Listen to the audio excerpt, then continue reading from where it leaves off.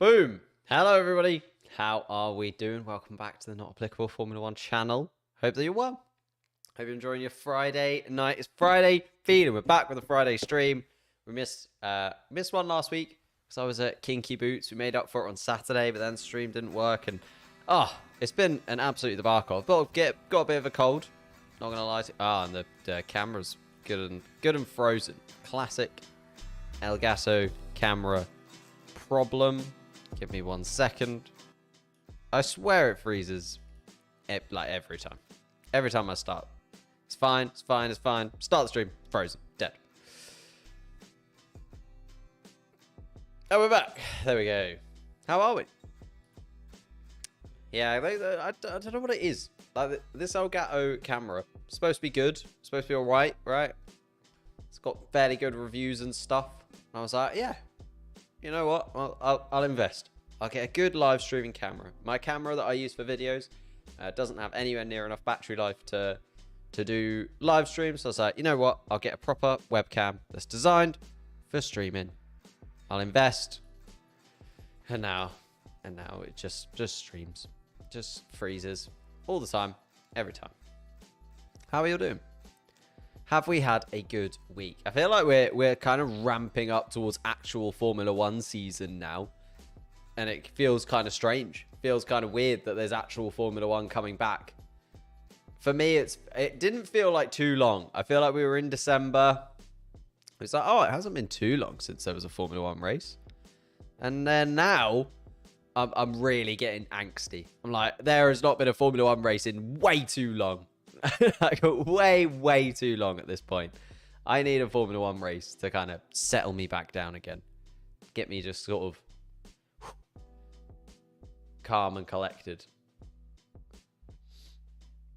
But should we have a little look? I haven't actually checked in. Can't wait for the seasons to begin. Exactly. Me too. I'm just at that point now. It's been too long. It's been too long. We need to have something else. Finally stop having these low effort tier videos. How dare you? I like a tier list. I like a tier list. Mainly because it's just like it's a good chat. I feel like it's a good tier list chat that we can have. How dare you? Low effort tier videos. I think it's just like everyone's kind of ramping up, right? I started seeing prediction videos, was the thing, right? I started seeing prediction videos, and I was like, oh, I have not scheduled my prediction videos for at least another couple of weeks or so. Just because we haven't seen enough. We haven't seen like half the cars. We haven't seen anything. I know like Cars with Connor does his tier list, like prediction videos in 2021 for the 2023 season. He loves getting on early. But I feel like I want to do a prediction where I actually at least have some kind of semblance of idea of like how the teams have been progressing. You get a feeling, right? You get to kind of see the cars, you see the teams, you see them in testing, you kind of see how confident the drivers look, how comfortable they look in their surroundings, and then you can start to predict things. You can't just predict things off the top of your dome. Otherwise, you just look silly. And I look silly anyway. So I can't imagine how silly these people look that have started their predictions 15 weeks before the season's even underway. What's going on in Formula One right now? Did you see the Alonso story? The Alonso story. Should we talk about this? Because I feel like this is peak Alonso trying to make friends with new teammate because he wasn't very good friends with Esteban Ocon. Alonso backs Stroll as future title contender. It's two-time champion vows to shortcut Aston Martin's success. I do think Aston Martin are going to be better this season. I do not think Stroll is a future title contender. That is madness. I know he's just trying to win some brownie points and talk nicely about his new teammate, but my goodness me.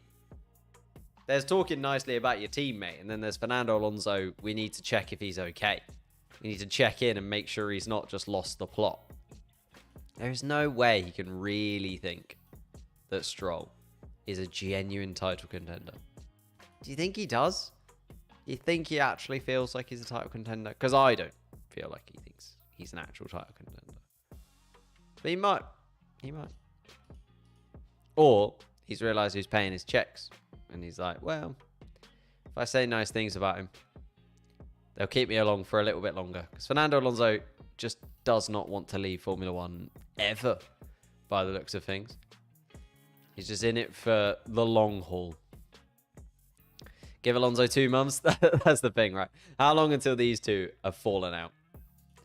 Because it was Esteban Ocon and Fernando Alonso were best mates until, wow, sort of partway through 2022. I don't really know when it happened. They were best mates in 2021. They really looked like they got on. And then even like a few, I remember like Spain seeing Alonso and Ocon and they were like playing football in the paddock. And I was like, these two love each other. These two absolutely love each other. And then suddenly Esteban Ocon and Fernando Alonso, it was like, nah, they really don't get on. They hate each other. They are battling on track. They are fighting each other in the garage. They are not happy whatsoever. And then Fernando Alonso was like, I'm out. I'm absolutely done with this. I suppose it didn't help that Fernando Alonso also had an absolutely terrible Alpine car in terms of reliability, whereas Esteban Ocon's just seemed to be fine. That he didn't really have any kind of problems over the course of the season in comparison to Fernando. He'll be an absolute beast that he is on the radio. Yeah, it's true. Definitely looking forward to like Fernando Alonso realizing that the Aston Martin's probably going to be like comparable pace to the Alpine. Maybe a little bit more consistent and reliable. I think that's the only thing that you can say about the Aston Martin versus the Alpine. It'll be a tiny little bit more reliable, but maybe a little bit slower. So we'll kind of see whether or not he can do it. In fairness, Ocon has a history of getting on his teammates. Yeah, that's very true. I mean, both of them do, right? Fernando Alonso doesn't get on with his teammates. Ocon does not get on with his teammates. It was kind of a match made in hell. Now we think about it. In retrospect, it was never going to really work, was it, Fernando Alonso and Esteban Ocon? But it worked for a little while. They looked like they got on. Maybe they just, like, they kind of went full circle. They both got on each other's nerves enough that they liked each other for a bit, and then they realized, actually, that's not my brand. My brand as Fernando Alonso is to not get on with everyone. My brand as Esteban Ocon is also not to get on with everyone. So they just hate each other, right? Like Sergio Perez hates Esteban Ocon. I mean, Pierre Gasly is saying that he likes Esteban Ocon. I don't think that's going to last for too long. I guess you've seen them, like, there was obviously the pictures of like them at the basketball game together with Charles Leclerc, but I'm not so sure. Stroll ain't too good either. I don't know though. Stroll's never had like that big. I can't remember Stroll having like a huge meltdown with a teammate, or at least it like going to that kind of catastrophic level. Like Esteban Ocon and Sergio Perez was vicious. Like that was vicious between the two of them, like on and off track. And then like you're looking at like Fernando Alonso and Lewis Hamilton at McLaren. That was vicious as well. They did not get on. They were not fans of one another at all. I don't think Stroll's ever had anything that bad. But yeah, it was interesting that Fernando Alonso said he backs his teammate to be a future title contender. Not world champion, though, to be fair. Title contender. He's like, he'll be in and around. He'll finish like 4th, maybe. He's not going to finish in the top spot. And then vowed to help his team shortcut their way to the top of Formula 1. I think it's interesting where Aston Martin sit, to be fair. I kind of was expecting 2023 to be the year that they step forward. I think it was kind of mistimed, maybe, on their part, or a little bit frustrating for them that the new regulations came in for the 2022 season. I think if they'd have come in for the 2023 season, that would have actually put them in better stead. Casually pushes his teammate in the wall. We've all done that at times.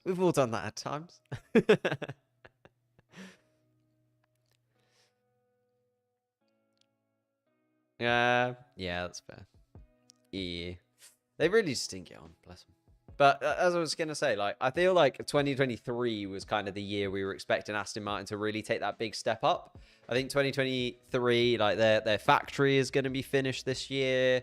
They're going to have the facilities that they wanted this year. I think their wind tunnel is going to be finished this year. It's like lots and lots of bits and pieces kind of clicking together for Aston Martin. And it comes like building up and during this 2023 season, as opposed to last year, where maybe like if they'd have had those facilities last year, they'd have been able to catch up with some of the more impressive teams and maybe looked a little bit more competitive. I think by the end of the season, they kind of sat in and around Alfa Romeo. Maybe Stroll with a couple of different performances. If he hadn't smacked into Fernando Alonso and sent Fernando Alonso flying, then maybe, you know, we could have seen Aston Martin finish above Alfa Romeo. It was very, very close between the two of them.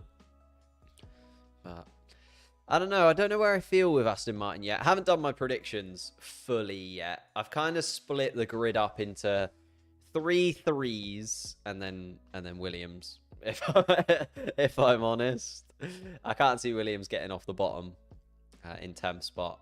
And then I think there's like a top 3, a middle 3, a bottom 3, and Williams. But I haven't decided like in those threes who sits where, you know what I mean? I feel like you can kind of spot the threes, but who sits where in each of those 3 categories, I'm not quite sure yet. But I do like that Alonso thinks he can jumpstart Aston Martin. It does give me more hope. I don't know why, because Fernando Alonso and Sebastian Vettel, I think if you look at them on paper, obviously Vettel's won more championships, done more in Formula 1, you could argue. But I don't know, Alonso in a midfield car, I just feel like maybe there's a bit more fight in him still. I feel like Alonso was better than Vettel last season. And if you're looking like on current form, so you're not looking at like their careers, just looking at current form right now, I think Alonso is a little bit of an upgrade on Vettel in the car.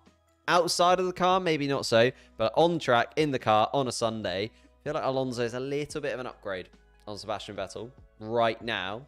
And therefore, I am quite interested to see what he can do. I feel like also he's more an obvious number 1 at Aston Martin. I feel like Alpine kind of played the Ocon card a little bit. Ocon and Alonso, they didn't try and sort of pick a clear number 1 between the two of them. Whereas now I could see there being like more so kind of favouring Alonso for now, knowing that Stroll is going to be there for a very long time. Stroll's still very young. Still very young indeed. But I thought that was an interesting one. The Aston Martin there. Be interesting to see if they keep this kind of yellowy green, because there was the Fernando Alonso. Is there any pictures of him? There isn't. Fernando Alonso was in a shoot recently for Aston Martin. Let me see if I can find it. And on the apparel that he was wearing, there's quite a few kind of different colours knocking about that they might be going for in this season. Even if you just type in Fernando Alonso Aston Martin, there's not any of the pictures that I was hoping to get. That is annoying.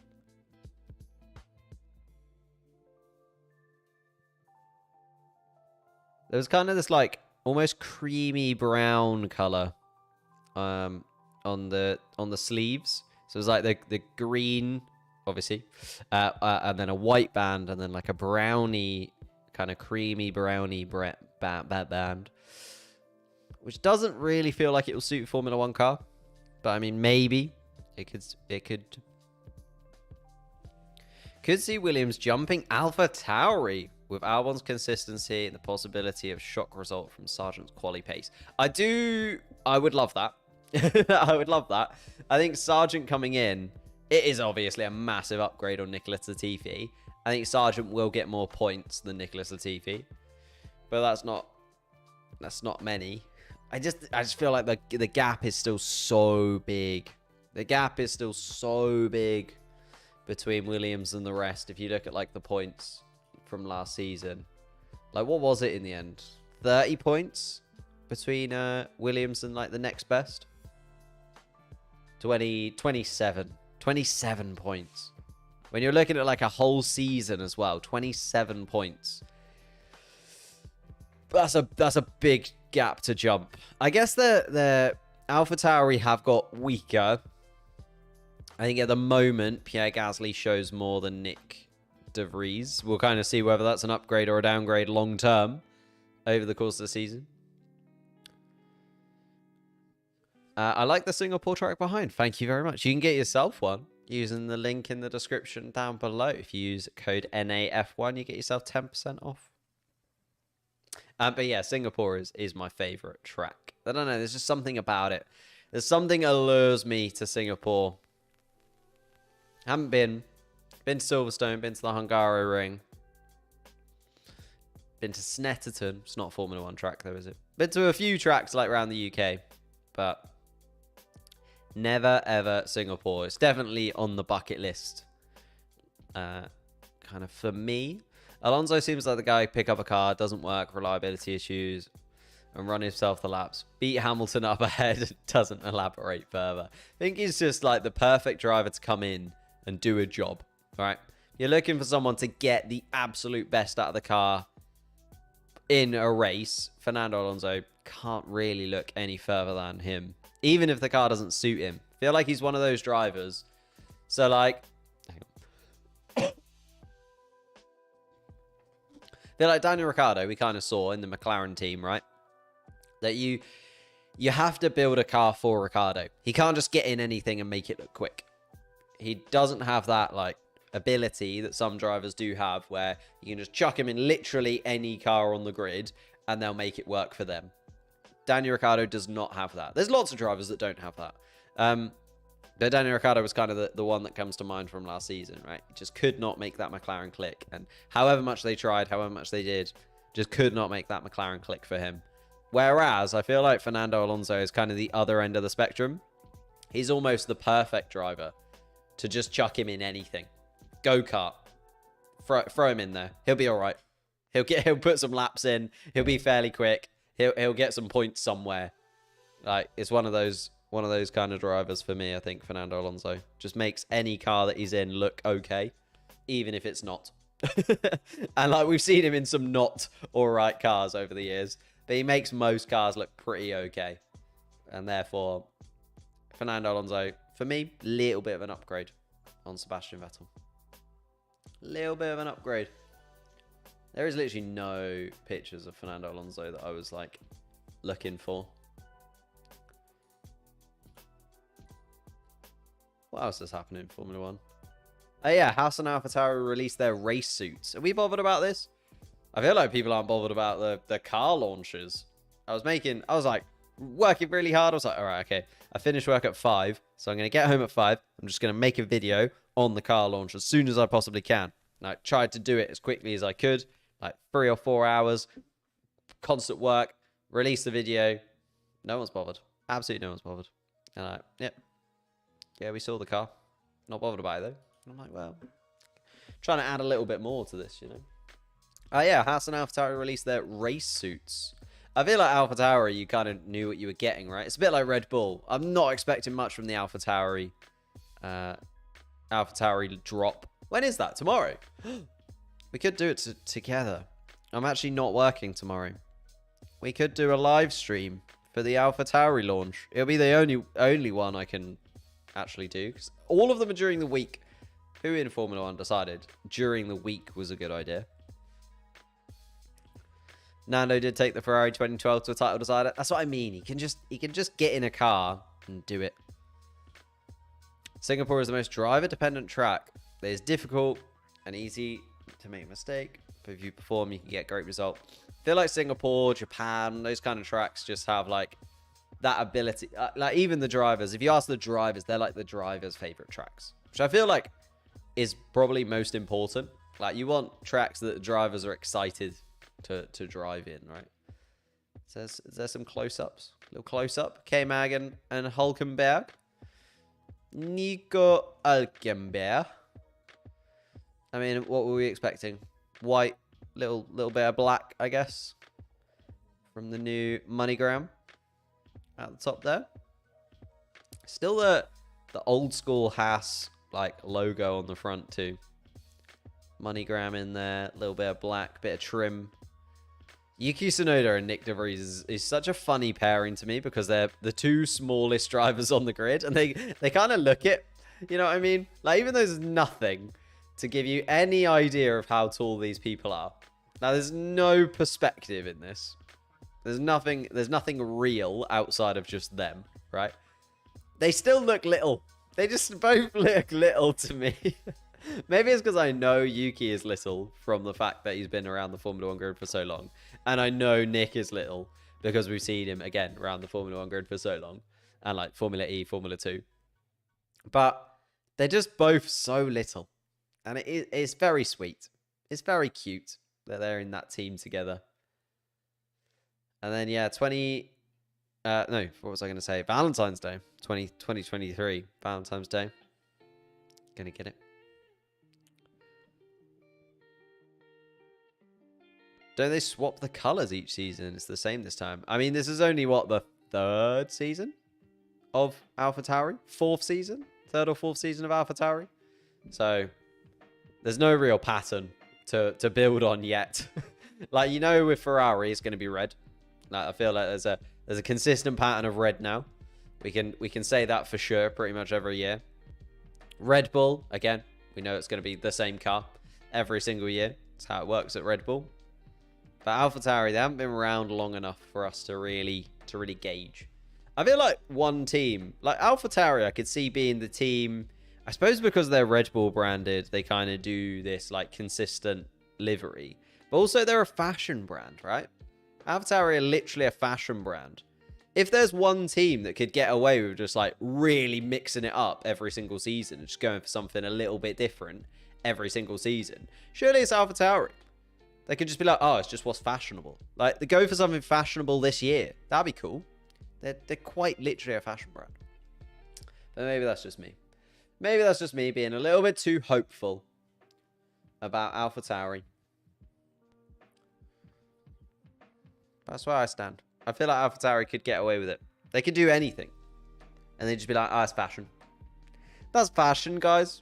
And you're like, yeah, that's fair enough. I've seen fashion shows. They make no sense. Yeah, I know what you mean. The navy and the white, but I don't know. I haven't noticed that pattern, if that is a pattern. Do they? Because what is this season? AlphaTauri. Is it AlphaTauri 3 or 4 this year? I think it's 3. Let me just double check. Might be 4. AlphaTauri. It's 4. Okay, AlphaTauri's 4th season. 4th season in Formula 1. So what? They did like white first season, then navy, then white, and then we were expecting navy, but maybe not. Last season was definitely white. Season before, yeah, maybe it was predominantly navy. You might be onto something here, you know. You might be well onto something.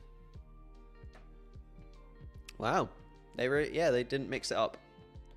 They kept the white base. Maybe they just tried the navy once and they kind of realized that the navy wasn't for them, and then they went back to white and they were like, yeah, this is the way forward. We're just gonna stick with the white. I think we're just gonna stay with the white overall, which I mean, like, makes sense. I quite like the white. I think the white works. Although I suppose Haas were kind of the white team. I think that's the other thing with Formula 1, right? You don't want to, like, if you come into Formula 1, you can't be red. You can't be red. It's Ferrari. You can't take it. Like, it's just done. You just can't be red. So therefore, you've got to try and do something else. I kind of dislike that Alpine aren't pink. I feel like Alpine should have really lent into the pink thing. I know they did for like a couple of races. They did for the first 2 races of last year. But I feel like they could have just lent into the whole pink thing. And just been pink. Because, like, Williams are blue to me. I know Williams can sometimes be white. But Haas have kind of taken white. You have to pick your color. You have to be distinct. You have to pick your color. McLaren's perfect. They've gone for orange or, like, papaya. And therefore, no one's going to be papaya anymore. Like, again, if a new team came into Formula 1, just don't pick papaya. Don't pick red. Don't pick papaya. You got to go for something different. Renault were yellow. That was good. Maybe Alpine should have stuck with yellow. But then I guess they wanted to rebrand and sort of show that it was a rebrand, right? So they had to pick a different color. Aston Martin green. I feel like you've got to have your color. Your color in Formula 1.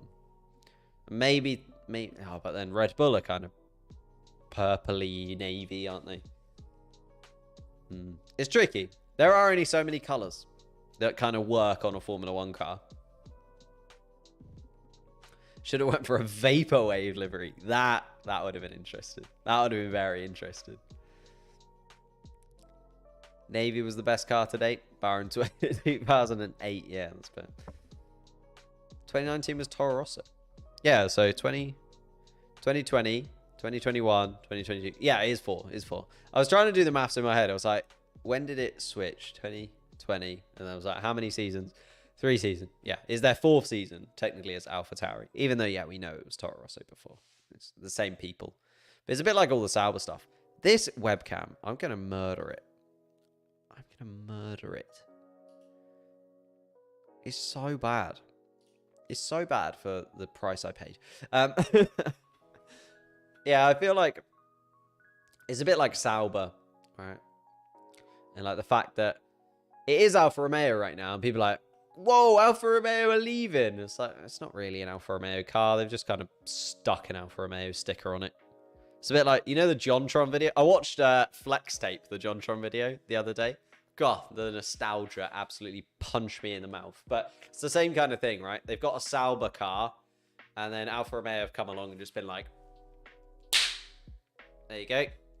There's our badge on it. What? You've got a Swiss team? Italian flag on the back. Perfect. Alfa Romeo. That's all they've done with the Alfa Romeo setup. That is literally it. And then Sauber are going to just be Sauber for a couple of years. And then Audi are going to come along and be like, German brand. Like, hang on. Isn't this a Sauber car? Nope. Audi engine in it. Audi car. Yeah, I'm not sure. I suppose it would be more Audi. It's like, you know, it's not even got an Alfa Romeo engine in it. It's got a Ferrari engine in it, a Sauber design, and then Alfa Romeo just like, there you go, put that badge on. Italian flag on the back. Perfect. I suppose similar, like Aston Martin at least have come in. Any celebrations planned for the 10K sub party? Just like cry. I feel like I actually can't fathom hitting 10K, if I'm honest with you. Like, I just can't imagine it. Can't imagine it. £2 through the super chat. Opinions on bald people. They're alright. Bald people work. I probably will end up going bald. It's going backwards, isn't it? Eventually. It's gonna stop, drop, and roll. At one point, it will stop. Oh, should we get into some Formula One-y stuff? I feel like we probably should. Which pair are more heated through the season? Ocon and Gasly, Stroll and Alonso. Ooh, that is close. I feel like Alonso is kind of the talking point there, right? Because I don't feel like Stroll will be that bothered about Alonso. But if things don't go Alonso's way, he can very quickly turn on the team, right? Very quickly turn on the team. I think we saw that a lot last season, where Alonso knew he was leaving, but also things started going wrong in terms of reliability. And he was like, well, that's it. I'm now just going to throw all of the dummies out of the pram and start talking smack about how Esteban Ocon's car never stops, but mine does. They're like, wow, okay. Okay, we've got some Formula One-y stuff to do. I've got a tier list that I would like to do with you guys this evening. Got a tier list I'd like to do. I've also got a couple of videos, a couple of bits and pieces. It's going to be a fairly chill stream. I've had quite a lot going on this week. Been busy. And also, like, been busy, plus getting home and doing those Williams and Alfa Romeo car reviews / team breakdowns on Monday and Tuesday. I think that just killed me. Got to Thursday and I was like, I'm knackered. I haven't rested. Just been like trying to churn out these videos. Drivers on penalty points going into 2023. Well, the problem is, right, the penalty points don't really matter, as we kind of saw with Pierre Gasly when he got very close to a ban. They were like, well, if he does get a ban, we'll kind of just find a loophole. I haven't actually looked. Should have a look. 2023 F1 drivers. Penalty. I think this is an interesting kind of quiz question. Who's got the most penalty points, do you reckon?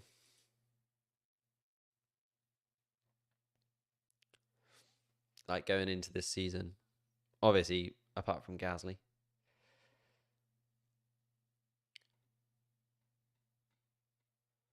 Here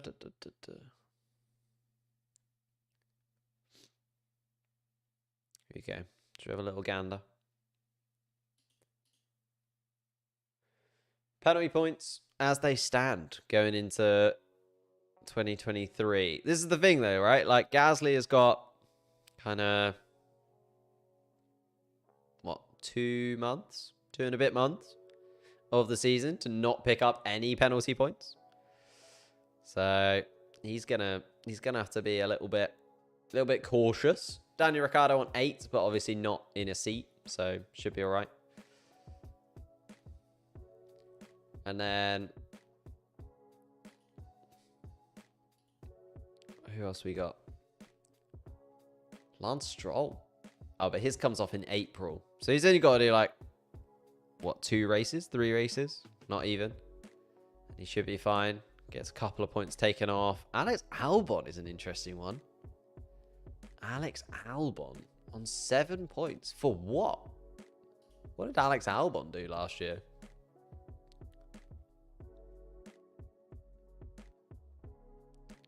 That is very weird. Russell's only on 4 because he just didn't really get the blame for anything that he did. It was kind of weird, right? He just did not get the blame at all for like half the things that he did. It was a very interesting scenario, I would say, for him.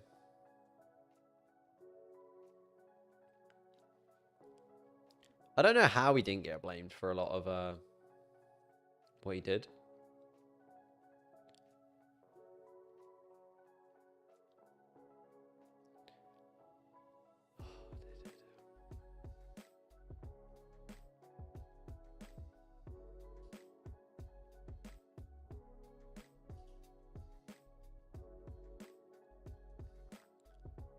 What are we doing next?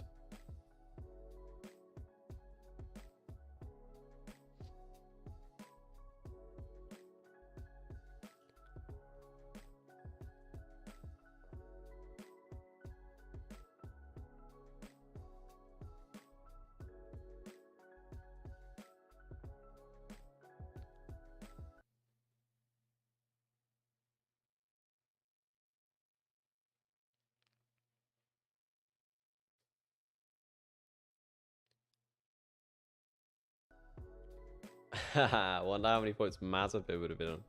A few, I think, is that all. Behind the scenes. Also behind the scenes. Stop looking. Where was I? I can't even remember where I was at. Penalty points. Penalty points. Penalty points.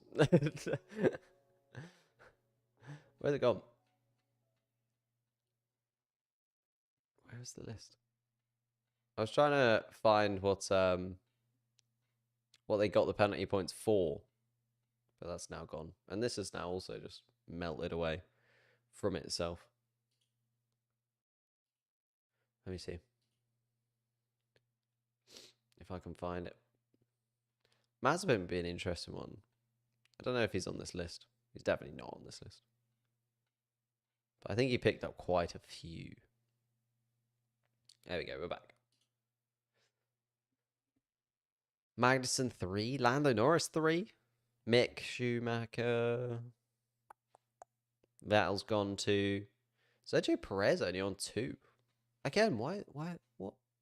Oh, is it, do I have to pay for something? Subscribe to Autosport. Oh, I have to do it without an ad blocker. That's why it's having a meltdown. I was trying to like go onto various different bits of it. But if you have an ad block, it is not happy about it. I'll disable the ad block just this once. There we go. How is Max on 2? I know he, like, basically broke Lewis Hamilton in Brazil. I assumed he'd have picked up more than that. Charles Leclerc 1 kind of makes sense to me. Is there anybody on 0? Yeah, there must be, right? Loads. Loads of drivers on 0. Does 12 seems like a lot of points. Now that I look at this, like Yuki Tsunoda only on 4. Lance Stroll only on 8. He calls like a couple of big... Well, I suppose Latifi was more... I'm thinking like Australia. Who do you think is the most dramatic driver on the 2023 grid? Oh. What do I mean by... What do you mean by dramatic? Yeah, what do you mean by dramatic? Like over dramatic, like as in like when something doesn't go their way, they kind of overreact, that kind of thing. Oh yeah, Gasly got a lot of penalty points, and like for good reason. There was a few times Gasly picked up penalty points, and I was like, I cannot really argue with that. That is just penalty points that he's gonna have to take.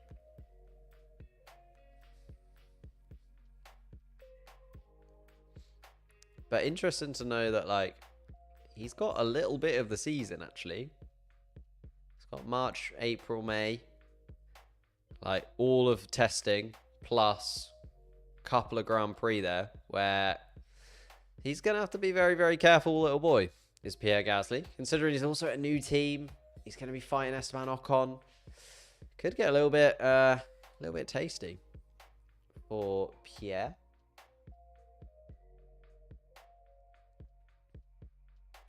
Yeah, Sainz and Bottas both have 0. Yeah, I looked at the list and I was like, is there like anyone who's got 0? And then I was like, oh yeah, loads. There's loads of drivers not on that list. Like, considering all of the drivers in and out as well, there's loads of drivers that are not on that list. Obviously, like Sargent, De Vries, Piastri. I don't know, if your penalty points carry over from Formula 2, I guess they carry over from Formula 2 if you have some penalty points. Obviously, Sargent didn't. That was his whole thing last year. It's like he got that bonus, got the bonus license point for making sure that he didn't have any penalty points by the end of the season.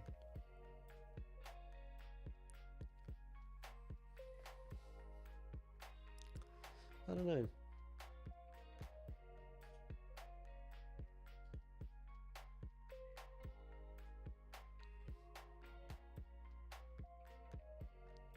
Joe. Ooh, did Joe? I don't think Joe was on the list. No, he did. He has 4. He has 4. I guess for just little crashes. Like, you got to remember, you can pick up penalty points for silly things as well. You can pick up penalty points for, like, crossing the white line in the pit lane, or, like, just little things that you wouldn't think about. Speeding under the safety car conditions, things like that. Now, obviously, they're for a reason. Like, fair enough that you pick up a penalty point, but maybe like even just like a little lapse in concentration, and sometimes you can pick up a penalty point. Anyhow, should we watch some videos? Let's watch a video or two. I'm feeling a video to relax us. Or should we watch? I've got a video that's like, I think I've got a video. Good point. I think Gasly will race harder, knowing that if Gasly fights back too hard, he gets a race ban. Yeah, that's true. Does Esteban Ocon start using this for like his advantage, right? Esteban Ocon just sort of leans into Pierre Gasly a little bit harder because he knows that if he reacts, it's gonna have a race ban. It's another race where Gasly can drop some points to Ocon. Is Joe considered a rookie this year? Absolutely not, no. So you're considered a rookie if you have raced in less than 2 Formula 1 Grand Prix. So Hulk is not a rookie. He is racing way more. Sargent is a rookie. Piastri is a rookie. De Vries is a rookie. Am I currently in college or got a job? Unfortunately, I've got a job. I feel like I look a lot younger than I am. So let's just pretend I'm a lot younger than I am. Do I think Ricardo will make an appearance? Only if like Perez or Verstappen, I don't know, gets like ill or has to have like an appendicitis operation, something along those lines.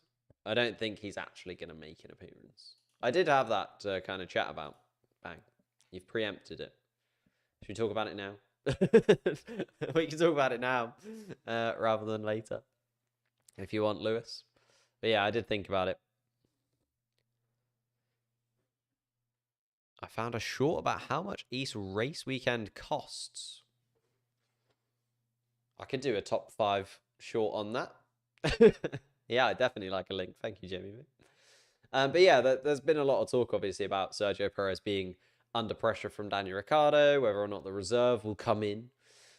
Obviously, having Daniel Ricciardo as a reserve driver is mental because he's like won 8 Grand Prix now. So he's a multiple Grand Prix victory taker. He's also won more Grand Prix than Sergio Perez, as Perez is gearing up for his 3rd season at Red Bull. But he said no. When you're at Red Bull racing, you got to perform at your best. Doesn't matter whether Daniel is here or not. Red Bull can pick up pretty much any driver they want on the grid. And I think that is fair enough. I think that is absolutely fair enough. You know, outside of like Leclerc, Hamilton, Russell, and then basically anyone else could drive for Red Bull, and I wouldn't be like massively shocked by it. Obviously, like I'd be massively shocked if they like went and picked up Logan Sargent after 3 weeks in Formula One. That would be mental. But like long term, if he ended up somehow getting into a Red Bull seat, I can't see that being like crazy. I think most drivers would like a Red Bull seat. If you ask 99% of drivers, they'd like a Red Bull seat. Horner and Marco said Ricciardo isn't leverage against Perez. I just don't see it happening. You don't see mid-season swaps as much as you used to. You just don't see these mid-season swaps anymore. Even when Daniel Ricciardo was driving like an absolute donkey in that McLaren car, he really just could not get to grips with it. It was obvious that he was going to go at the end of the season. It was obvious that it wasn't working with McLaren. Neither of them wanted to actually work together anymore. Still, he stayed. He stayed until the end of the year. I think you just have to get at that point now where most people will stay until the end of the year. We'll kind of hear about whether or not they're going to go at the end of the year by maybe the summer break. But then apart from that, it's just they're going to stay until the end of the year. Verstappen needs to be given a Hamilton or Alonso right now. Don't know about Charles. 2022 was quite unpredictable. I could see Mercedes kind of jumping Ferrari. I'll be honest. I could see that happening. I just think it's so Ferrari to not quite be there, and they were so close last year and it dropped off so dramatically, whereas Mercedes got better and better and better. And I kind of trust Mercedes to find a solution to the problem. I don't know. I just don't trust Ferrari to do the same. Just don't trust Ferrari to find a solution in the same way that I trust a Mercedes to, or a Red Bull to. I think Perez is under pressure to willingly be Max's number 2. Yeah, that's very true. If he starts, getting a little too big for his boots, then maybe. But again, I feel like he stays until the end of the year. I still feel like it's till the end of the year, and then we see what happens when it comes to Sergio Perez. I don't think it's like a mid-season swap, like people have said. Alex, hello, mate. Friend introduced me to your channel. Well, welcome along. Appreciate it. Thanks for stopping by. We're about to watch a video of some kind. Well, I've got 2 videos. What are we feeling? Are we feeling relaxed understanding of Formula One team development and a little bit of kind of like intellectual Formula One, where we're like, ooh, let's have a little look at the teams and what they need to develop in the 2023 season? Or are we feeling Grosjean's Formula One 2022 meme recap part 1? Is part 2 out yet? I don't know if part 2 is out yet. Hang on, I'm going to have a look if part 2 is out yet. So we might even be able to watch back to back. Because this came out a couple of weeks ago. It's been on the list since then, because we haven't done a Friday stream properly since a couple of weeks ago. So part 2 might even be out. It is not. Not yet. Not yet. But part 1 is. They've been transitioning since 2019. Yeah, exactly.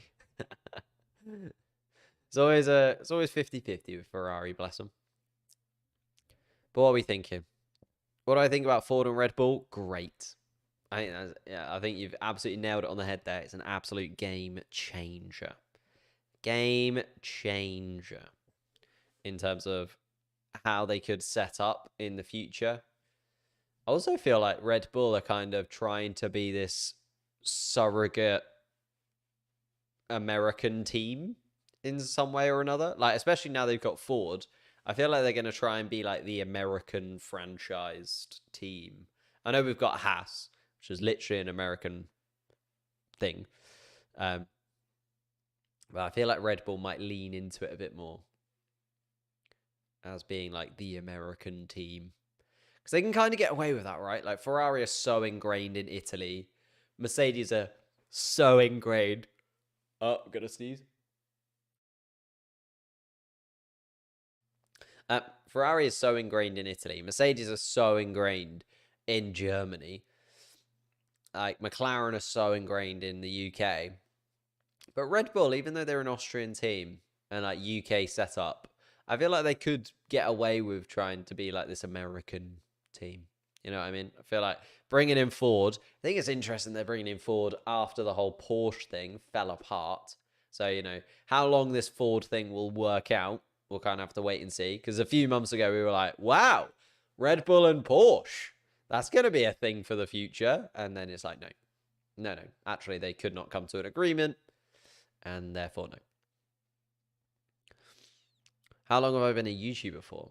Well, I've been making content for quite a long time in my life. But in terms of Formula One, a year and a bit, like, well, a bit more than a year. 2 and a bit, 2 years? I have no idea. Some time. I trust Ferrari to find a way to improve. Oh. Might have to keep their business behind closed doors once again.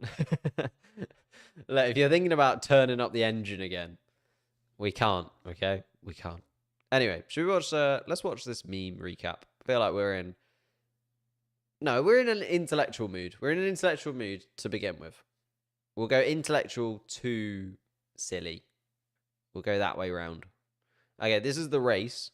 Every Formula One's team's development priority for 2023. I am actually quite interested in their point of view because I do a similar video where I do what each driver needs to improve, like each season.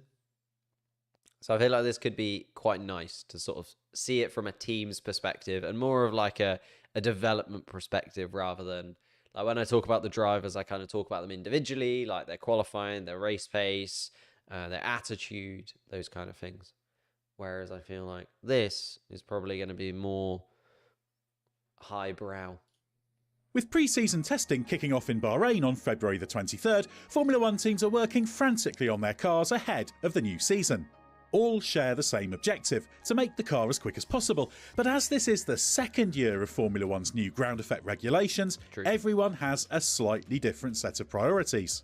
So based on the strengths and weaknesses demonstrated last year, what are those objectives? The areas where the biggest gains can be made to allow each team to do better than they did in 2022. In this video, we will take a look at the 10 teams in reverse Constructors' Championship order to lay out the priorities for their new car designs. Isn't it, or does everyone do like every tier list in reverse Constructors' Championship order? Like, I know that when you make a video, like when I make a video, if I make a video about Alfa Romeo, I know it will bomb. Like, I just know before I've even made it, before I've even finished making it, I just know it's never, ever, ever going to be a 1 out of 10. I don't know what it is. Like, you just cannot make an Alfa Romeo video and it be a 1 out of 10. Like, even when they were the talking point of the town, when the Audi thing was happening, when it was all going off, just like nobody was bothered about Alfa Romeo. So I feel like people do this where they just leave Red Bull and Mercedes to the end, because if you make a Red Bull or a Mercedes video, pops off. Mercedes in particular. If you talk about Lewis Hamilton, numbers. But I just talk about what I want to talk about. That's the problem. Williams is the whole car.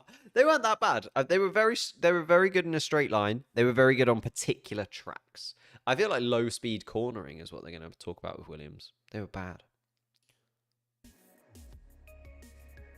Given it had comfortably the worst car of 2022, Williams obviously needs big downforce gains. But it's not that simple, as what it really needs is not just to pile on the downforce, but do so in a way that doesn't come at a big cost in terms of aerodynamic sensitivity. True. As Williams head of vehicle performance Dave Robson points out, there's always a trade-off in terms of downforce and sensitivity. But when the team added downforce to the car with its major mid-season upgrade and side pod last year, it came at too big a cost. It made the car more wind and pitch sensitive. This has also been a problem for Williams in previous years. A peaky car makes it more difficult to achieve a good balance, which hurts driver confidence and is indicative of a shortfall in aero understanding. I think that, yeah, this is what I'm saying with Williams, right? It's going to be tricky for Williams to improve that much because they do just have such an unstable car at this point. But they need those slow speed corners. They need to find a way where they can just fix some of that. I know it's tough, right? But other cars, you see other cars, right? They come into a slow speed corner, and the ground effect, because of the speed that they're carrying, almost gives them that added downforce, almost helps them push into the ground that little bit and gives those tyres that extra little bit of reassurance. You just don't get that in the Williams. You see Albon coming towards a corner, absolutely flying because the Williams has incredible straight line speed, and then it almost feels like he's just going to keep going into the distance and not actually make the corner a lot of the time. This is the team's major limitation. AlphaTauri. AlphaTauri produced a solid base car last season, but while reliability problems and operational mistakes resulted in it only finishing 9th despite having the 7th fastest car, there was a bigger problem. Ooh, this was the... What? I have not seen this graph before. The 7th fastest car on average finished 9th in the championship. I feel like this is... Because I feel like Aston Martin, although they are 9th in this, is because they were like clearly 10th at the start of the season and then maybe 5th towards the end of the season. So like they kind of leveled out at 9th because they took a little while for their upgrades to take position. And same with Alfa Romeo. I feel like this is very weighted towards the beginning of the season, where they were very, very quick for like the first 7 or 8 races and then dropped off dramatically. But even so, very interesting. 7th fastest, but 9th overall in constructors. The combination of the stuttering introduction of upgrades and the inconsistent aerodynamic gains being made. In 2023, AlphaTauri plans what it calls more of a rolling upgrade strategy, which is also dependent on making more consistent aerodynamic gains in the wind tunnel, so there are parts worth producing. AlphaTauri has identified some areas where it can make changes to unlock more avenues for aero gains, for example, moving the front suspension a little further forward. Such changes could help it to find more consistent improvements. Makes sense, makes sense. The Haas VF22 had one very obvious weakness, one laid bare by the fact Baku and Monza were its 2 worst tracks. The car simply had too much drag, meaning it struggled at circuits with long straights. In a straight line, the Haas There were various reasons for this. Haas limited the number of upgrades it introduced, so didn't produce a big range of rear wing options. I think the thing is, right, again, well, they're just about to say, I was about to touch upon the fact that it wasn't great in a straight line because they just didn't have the options that other cars had. They weren't at the budget cap like other teams were. And therefore, oh my God, this webcam. This webcam today. They just didn't have the options that other teams had. They didn't have the ability to bring upgrades in the same way that other teams did. And therefore, it just limited them, especially like they had to choose which tracks they were going to be quick at, right? And they kind of leveled on those tracks like Silverstone, like Canada, where we saw they were really, really quick because they almost had to leverage their car towards those kind of tracks. Be interesting to see this year when they can get to the cost cap if they are able to have a car that is a little bit more flexible and they don't just have to build it to specific tracks, but instead can kind of build more of an all-rounder, like we had with the Red Bull, right? You look at the Red Bull car, it's just quick everywhere. Was it the quickest? Sometimes no. I would argue that Ferrari was probably the quickest in many tracks. But because Red Bull had a very all-round car and it stuck to its principles really well, they had a better overall Constructors' Championship. I think that could go towards Haas having a better year. The fact that they are going to have those more opportunities to upgrade, and therefore if they have those more opportunities to upgrade, they can continue to kind of develop and maybe have a car that's a bit more sustainable throughout a season. As technical director Simone Resta told The Race, it focused on a car that worked well at the majority of higher downforce tracks. There you go. He also said tackling its drag problem is a target for 2023. But it wasn't only about the available wing levels and downforce targets. Team principal Gunther Steiner also pointed to some baked-in characteristics impacting the drag that could only be fixed with the introduction of a new car in 2023. Therefore, Haas can and must have a car that is a more efficient compromise in terms of its downforce and drag levels. In 2022, Aston Martin got its car concept fundamentally wrong. This led to it not introducing what could be called its proper car until the 6th event of the season in Spain, which was characterised by the team as even more underdeveloped than a launch spec car. There were limited resources to upgrade it, although Aston Martin showed it was an improvement by becoming more competitive as the season progressed, and only missed out on beating Alfa Romeo to 6 in the championship on countback. This was mad, wasn't it? Like, they were so slow here. The progression from Spain onwards. Look at that, though. The jump in, like, Singapore and Japan. They just absolutely nailed it. I was actually, like, at this point, I was like, ooh, I think Alfa Romeo might come below Aston Martin. I know they finished on level points, but this was close. Maybe we need to stick to Formula 1. Lol. Lewis for his 8th this season. I think Mercedes are going to be closer to Red Bull. I don't know, though. Its early season problems with porpoising were blamed on being misled by its various simulation tools. These have been improved as a result, so what Aston Martin needs in its car this season is one that correlates well with those when it runs in the real world to prove the team is on the right track. The area where Alfa Romeo can make the most gains is largely invisible, but one that has the potential to impact the competitiveness of the car surely has to be reliability. Surely has to be reliability. Throughout the season. Last year it started the campaign strongly, but slid back in competitiveness, until that is late season floor and front wing upgrades as part of a wider package turned it back into a Q3 contender.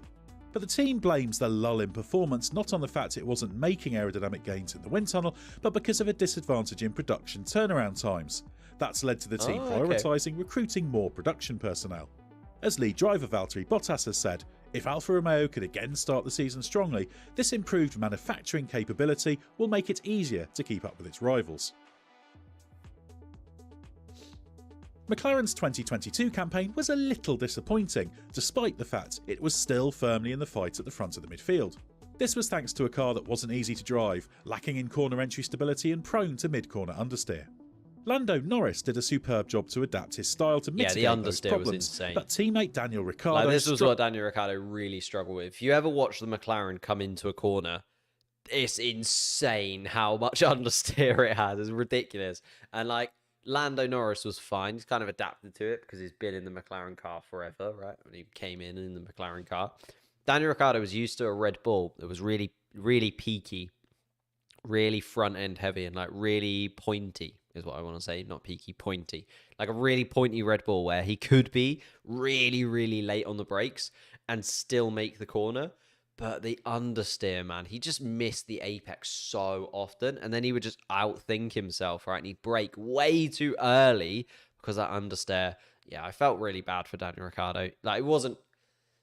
Obviously, it was the fact that he wasn't able to adapt to that McLaren car that kind of cost him. But also at the same time, that McLaren car has some horrendous, like, understeer problems. Struggled throughout the season. and despite his departure, McLaren needs a less peaky car.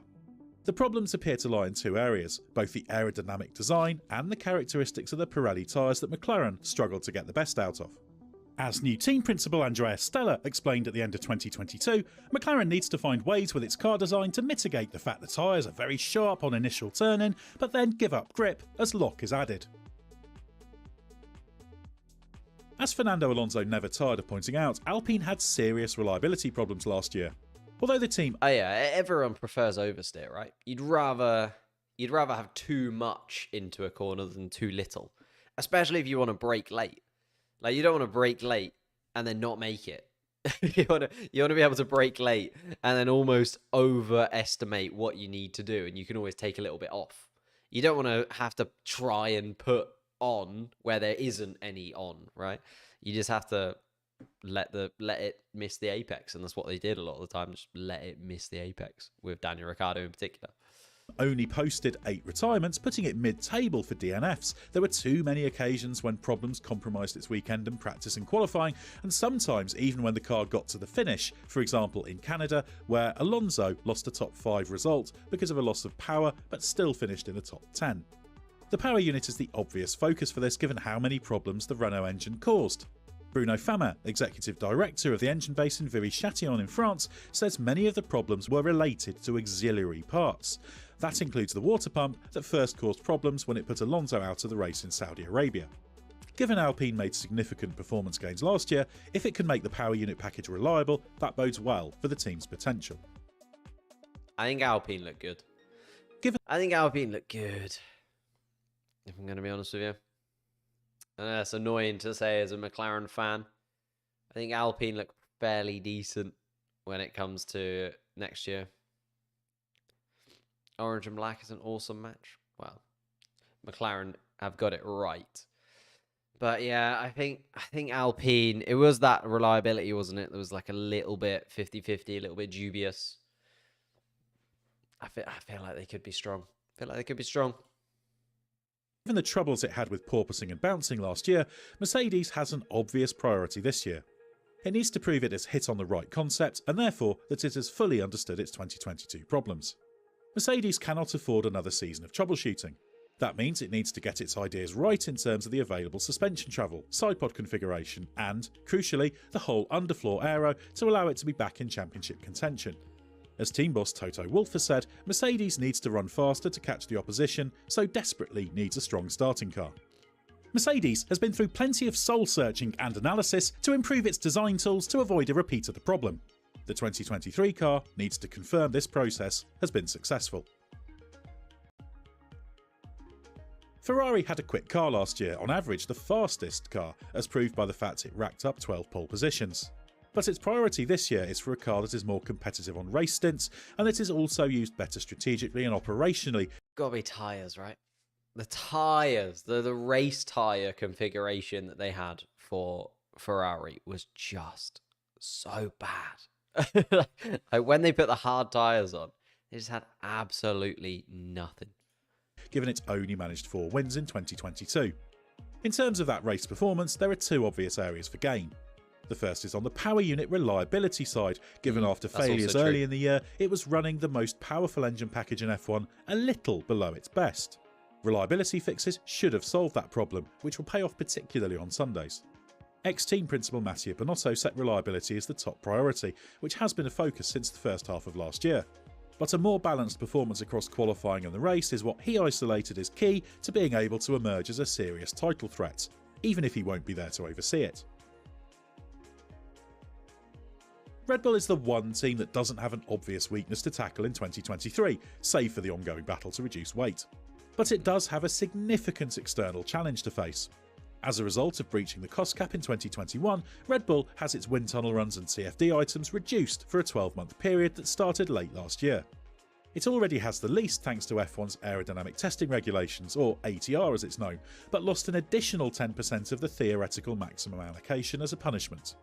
Regardless of whether you think that's enough, it will have an impact. As former Red Bull aerohead Dan Fallows, now at Aston Martin, says, the restriction Red Bull faces is not insubstantial. This is a test of Red Bull's efficiency and the way it balances up in-season development with work on its 2024 car. Therefore, how Red Bull deals with its ATR disadvantage will shape both this season and the next. Okay. Ooh. I pretty much agree.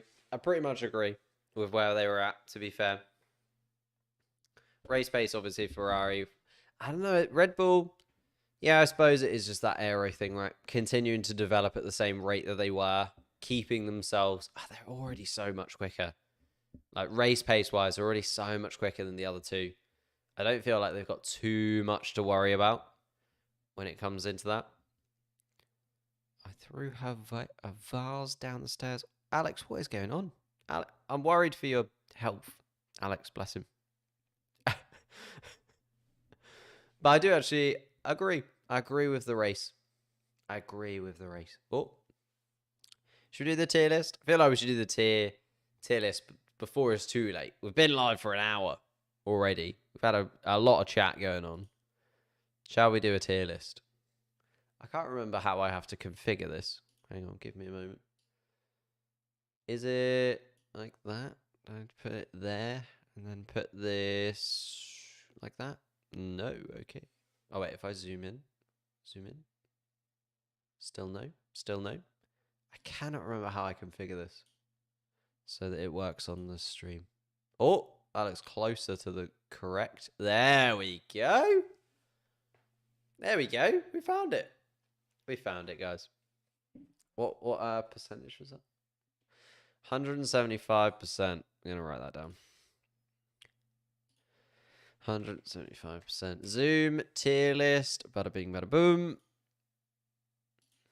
Nice. I also need your help to fill in. Well, as you can see, one of the rungs of the tier list. One of the rungs of said tier list. I want to do how much pressure is each driver under in this 2023 season? How much they need to perform to really get the best out of themselves and make sure that they keep themselves in a Formula One seat. We've got pressure cooker, which is the top pressure. They're in the pressure cooker and it's going to get hot. It's going to get hot in there. And they're going to need to withstand the heat. And then we've got a space, because I'm not sure. Then we've got just like a little bit of pressure. Just a little bit of pressure on them, but not like too much. And then no real pressure. Sometimes there'll be a race or two where maybe they'll be under a little bit of pressure, but no real pressure on them to perform.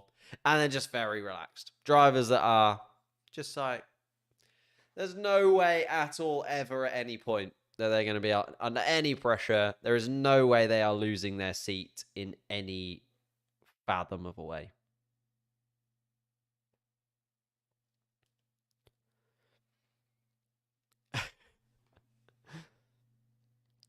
But we need something in here. Some pressure. Some pressure.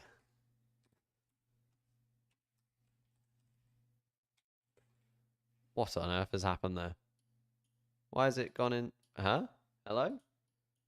Can anyone? No way. Have I broken this tier list?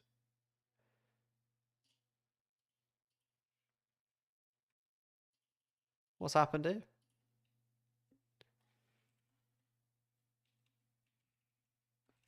That in the middle? Nope. Some pressure. I don't want it to be some pressure, though.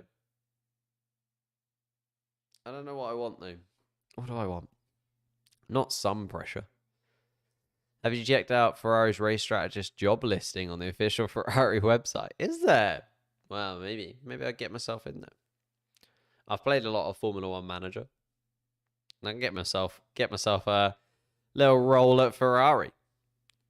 Being the man. Be like, Charles, if you could come in for tyres, please. Thank you. I feel like just race strategy is fairly easy. You just look at when everyone else is pitting, and you pit pretty similar time. Especially if you're towards the top, right? You just have to pit to cover off whoever you're racing at the time. Don't go crazy. Just do what everybody else is doing. and do it well. If you're towards the midfield pack, you have to be a little bit like sneaky, don't you? Like Albon and the Williams at Australia. That was sneaky, but he did work very well.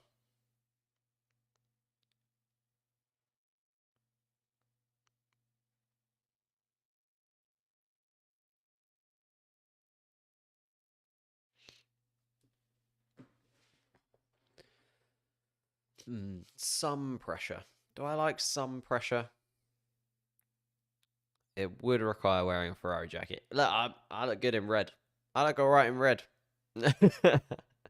I'm pretty happy wearing some red. That's fine by me. Hot under the collar, Jamie. You are so good. Under the collar. Just have to fix this just momentarily. Oh, wait, what? What's the next Lego project? Great question. I mean, that was the first one I'd ever done. So, not planning on doing any sort of massively time soon. Is that in the middle? Middle-ish. It's a little wonky. Is the hot under the collar. Hot under the collar I like though, Jamie. I do like that a lot. So I'm probably gonna go with hot under the collar. But as I said, this is where you guys can help. We're gonna have to go through this together. We're gonna have to try and decide who's under pressure, who's not so under pressure in 2023. So this is like if they want to keep their seat for 2024. Because we know that Formula One contracts are not worth the paper that they're written on, right? Formula One contracts are not worth anything whatsoever. So we're looking at whether or not these drivers will be able to keep themselves in a seat or not. Should we just do it in like a random order?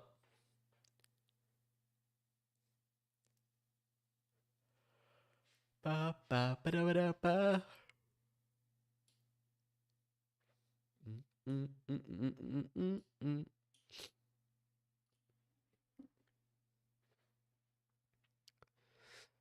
Face green, smiling. Wow.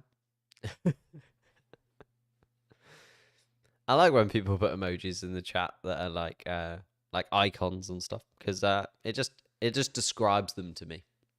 Face green, smiling, beautiful. Antonio David in the pressure cooker. No, he does a good job. Does a good job. He's not under pressure. He's no real pressure. There's no real pressure on him, bless him. If he did something untoward, then maybe we'd have to have a chat. But at the moment, no real pressure. Nothing really.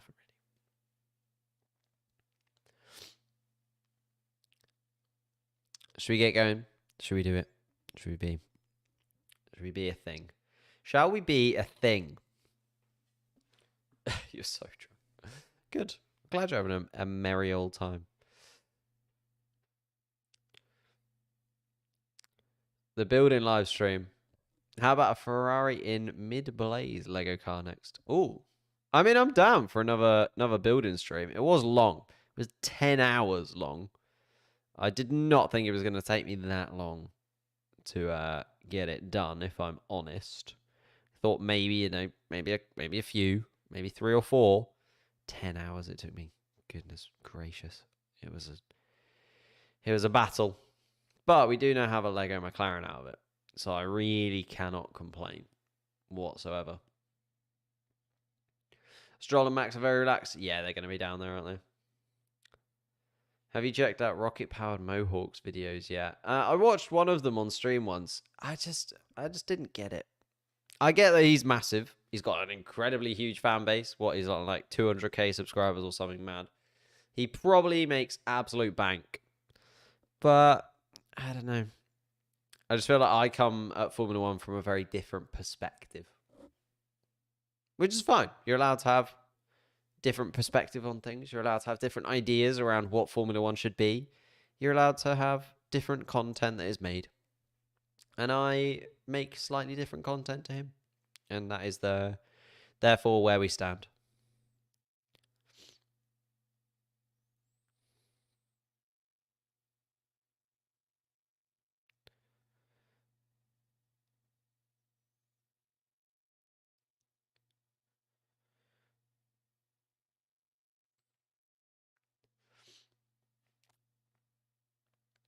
Oh, you referred it to me. There we go. But I haven't watched any since. If that's what you're kind of questioning. Yeah, I haven't watched any since. Pingle Bingle. I swear, like, how do people come up with their YouTube names? Pingle Bingle F1. Like, again, like, why chuck the F1 at the end there? Pingle Bingle Formula. It's necessary. It's a necessary.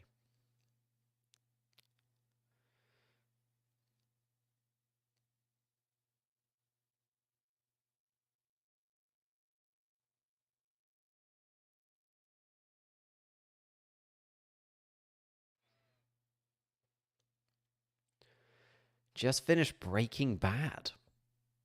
You're a bit behind on the old life. Absolutely sensational series though. Sensational series. Breaking Bad, I reckon I watch like once a year. Like all the way through, all 5 seasons. I reckon I watch like once a year. I definitely watched it last year and the year before. And I've definitely watched it every single year I was at uni.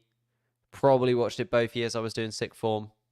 Yeah, I think I've watched it every year. Like, since I first came across it. I think I've watched it at least once every single year. So, I would very much recommend some Breaking Bad. Are you late? Not really. There's no late here. Just be. Just be in the world with us.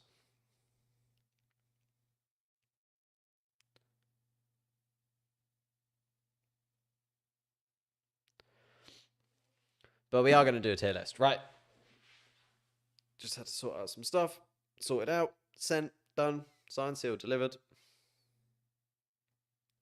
You can't stomach Skylar's character. Yeah, but that's the point of Skylar. You're not supposed to like Skylar, even though she's like perfectly reasonable because her husband is selling meth. Like, I feel like we forget that Walter White is the bad guy. Like, you know, Walter White is selling meth to people.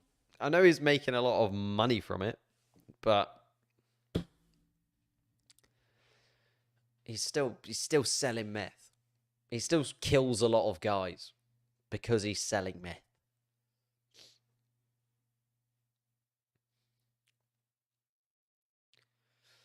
Ooh. I've actually started looking at this. I haven't really thought about this process a lot. But shall we begin? Shall we begin? All right, ladies and gentlemen, we're going to do it. We're going to rank who is the most under pressure in Formula One for the 2023 season. So we all know. God. So we all know the Formula One contracts are not worth the paper that they're written on, right? If your team doesn't like you, you're not going to be in Formula One for very long. And therefore, we need to decide who needs to deliver most in 2024 and who can have just a very relaxed year. You know what I mean? Who can just roll about in the midfield pack, be absolutely fine, and keep their contract for 2024, and who's in the pressure cooker, who's going to be right in the heat, and who is going to be under the most pressure. And by the time we get to the summer break, if they haven't delivered, they might be out of a seat in Formula One for 2024. Let's break it down. Let's break it down into each individual person and see where we go. I'm just going to do them in a random order, to be honest with you. It's just kind of who comes up where and when and how.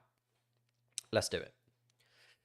Yuki Tsunoda. Yuki Tsunoda's an interesting one to come up first because I think he is pressure cooker levels of pressure for the 2023 season. He's been 2 years at AlphaTauri. You haven't really seen what we expected from the young Japanese driver, but now he has lost Pierre Gasly. He really needs to perform in this third season in Formula One for me. He is pressure cooker levels. I don't think it helps that he's also in a Red Bull team, and Red Bull do like to chop and change their drivers if they're not delivering. This is like the final year for Yuki Tsunoda. If he doesn't deliver this year, he's gone.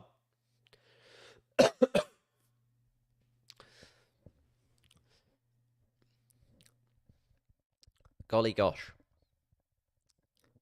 Is that you? Pingle Bingle. Pingle Bingle. As I said, banging name. Banging name.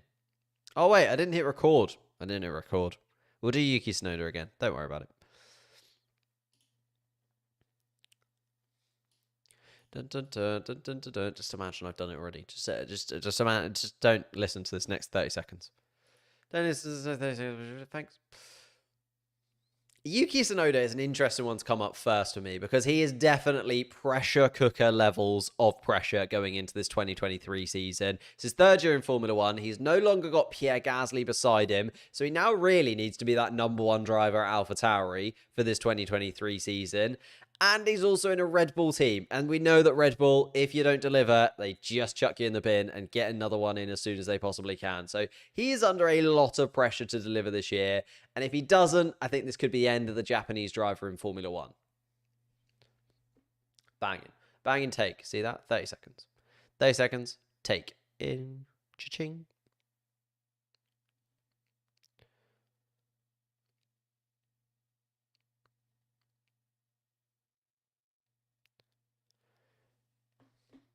Yuki is crap.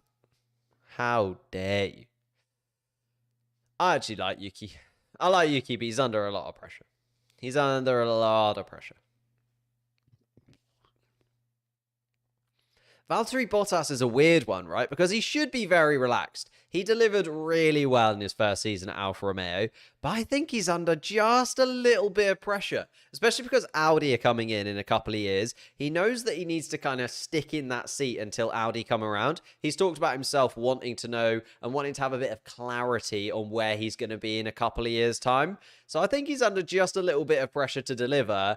Otherwise, Audi will start looking at other drivers to be the driver that they build around when they come in.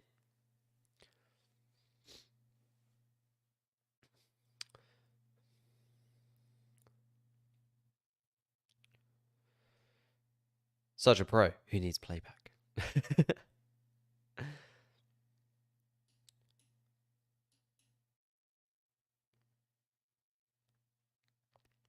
George Russell. Well, he has literally just outperformed a 7-time world champion in a Mercedes car. His first year at Mercedes was pretty much as good as it could possibly be. I think he can be very relaxed that he is kind of the future of Mercedes in this 2023 season. If it doesn't quite go right, I still feel like they'll definitely keep hold of him for 2024 and for the foreseeable future, to be honest.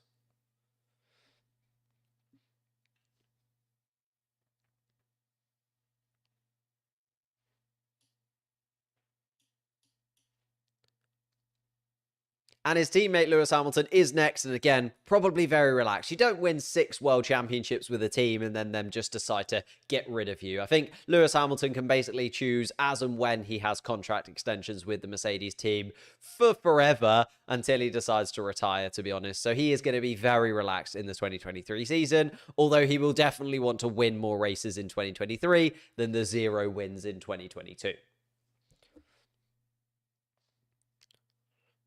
How are we feeling so far? We happy with these 4? I feel like these 4 set like a nice precedent, actually. Considering I'm doing these in just a random order, these set quite a nice tone for where they kind of are.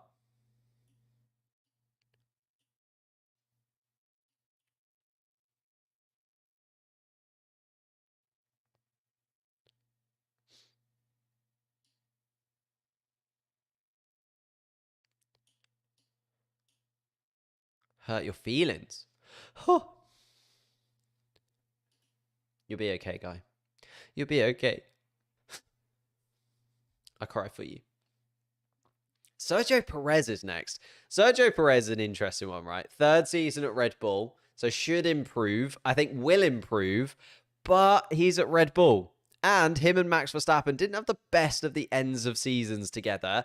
And he's got Daniel Ricciardo now as his testing driver behind him. I think Sergio Perez is going to be a little bit hot under the collar in 2023. He needs to deliver, needs to keep winning races at Red Bull. Otherwise, they're going to be like, well, you know, you didn't finish second in the championship. You didn't really do enough for us in 2022. Oh, God, I'm going to die. Put Lewis in no real pressure. The pressure of beating his teammate. Nah, he's a 7-time world champion. 7-time world champion. He's just going to... He picks and chooses his contracts. He just comes into Mercedes like, do you fancy another couple of years? And they're like, yep. Yeah. Do you want a pay raise? Excellent. We'll sort that out for you. That's how Lewis Hamilton's contract situation works. Hello, Mercedes. Yeah. My contract's out of at the end of the season, but I still want to be a Formula One driver. And they're like, oh, you still want to be a Formula with us? Perfect. How much do you want? And he's like, could do with a little bit more, you know, cost of living crisis and all that. And they're like, oh, Lewis, you want a little bit more? There you are. Have a little bit more. There you go. Stay in that car, Lewis. We'll see you in a couple of years.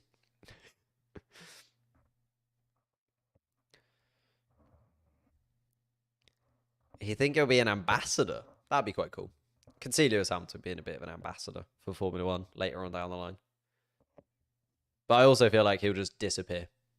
He'll just like go into something completely different and just be like, yep. I've got something else planned for the future. And therefore, just disappear.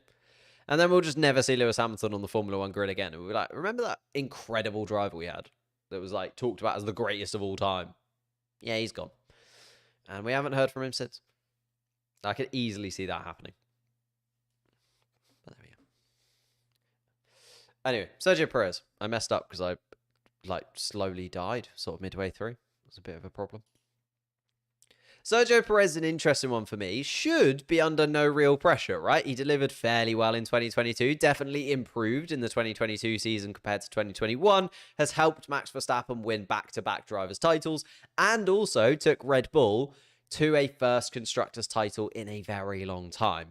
But I think he's hot under the collar. He's got Daniel Ricciardo just behind him in the reserve driver role. People are already talking about Daniel Ricciardo taking his seat away from him midway through the season. The season hasn't even started yet. So Sergio Perez is under a bit of pressure. He's going to be a little bit hot under the collar as the Mexican going into the 2023 season. Even though he's got a contract for 2024, I think Red Bull might want to change it up at the end of the year. And I think Sergio Perez over Max Verstappen is definitely the driver they'd look to change up.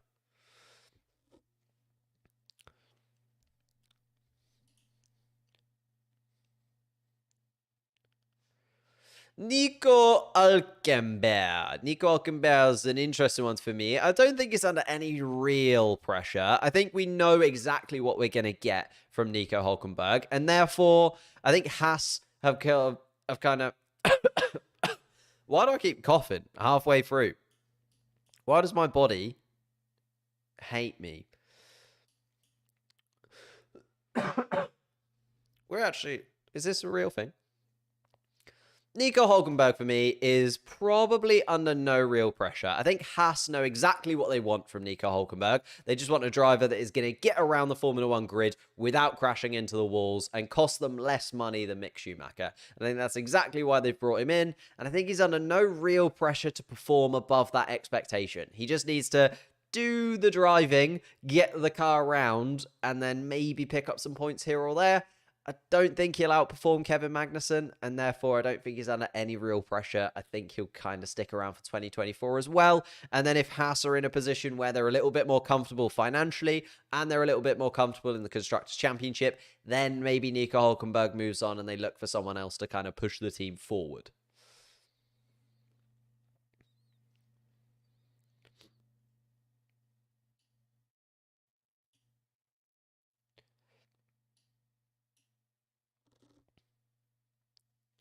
Bradford City. I once did a FIFA team like manager mode with Bradford City. That's all I know. Oh, we're winning 1-0. Do you mean Bradford? Who's winning 1-0? Who is even playing tonight? Prem-wise. No one in the Prem.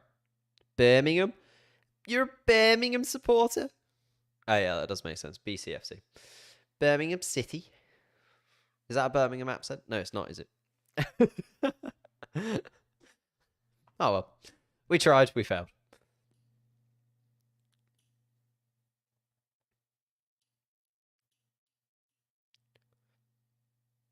Yeah, Birmingham.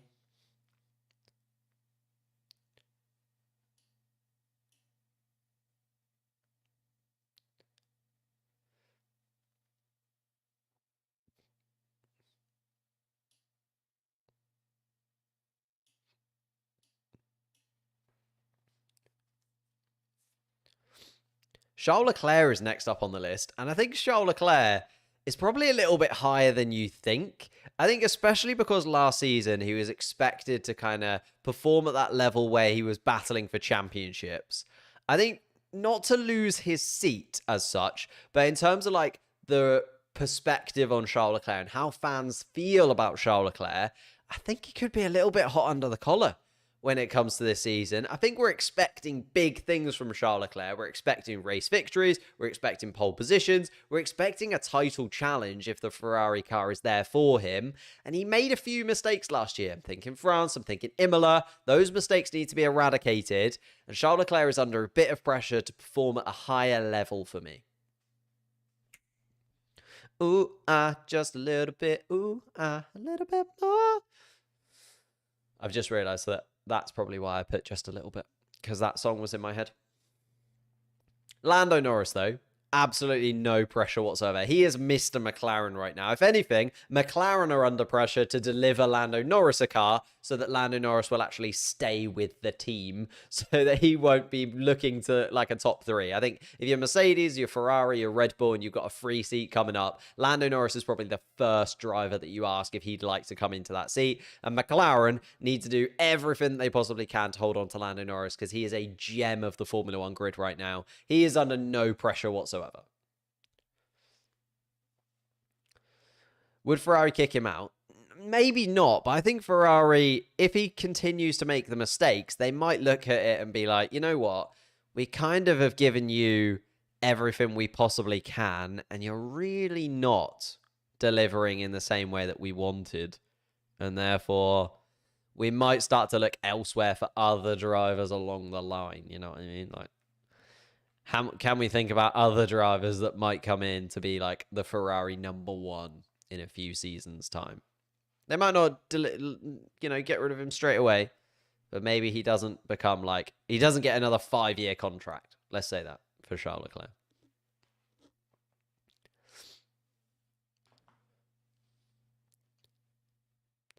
Show us the dogs. I don't have a dog. I don't have a dog. I know that that's like the Formula One YouTuber thing to do. Have a dog of some kind. I do not have a dog.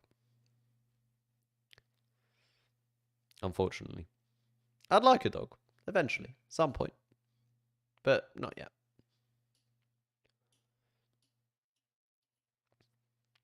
Esteban Ocon. Oh.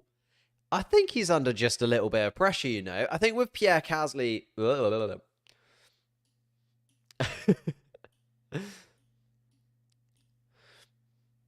Esteban Ocon, I think he's under just a little bit of pressure for me coming into the 2023 season. I think, they've given him that contract. He wasn't incredible in 2022, but he was very, very consistent. But with Pierre Gasly coming into the team, I think the team dynamic completely changes. It's no longer this like aging Fernando Alonso who might retire at any point. It's Pierre Gasly who's in a similar place, has been in Formula One for a similar amount of time. And the pressure between those two to deliver is going to be quite high, I think. But maybe because Ocon has been there a little bit longer, he's under just a little bit of pressure. Whereas his teammate Pierre Gasly is now making that step up, right? It's the first time that we're seeing Pierre Gasly in a higher midfield team that AlphaTauri is kind of brushed with the higher midfield pack some of the time, but was definitely falling backwards in 2021 and 2022. I think now we're looking at Pierre Gasly in a proper midfield team that is expecting to get points every single Grand Prix, is expecting to be in Q3 every single qualifying, and therefore there's quite a lot of pressure on Pierre Gasly to outperform Esteban Ocon, in my opinion. And because it's his first season, there's going to be more eyes on him. I think he's going to be a little bit hot under the collar.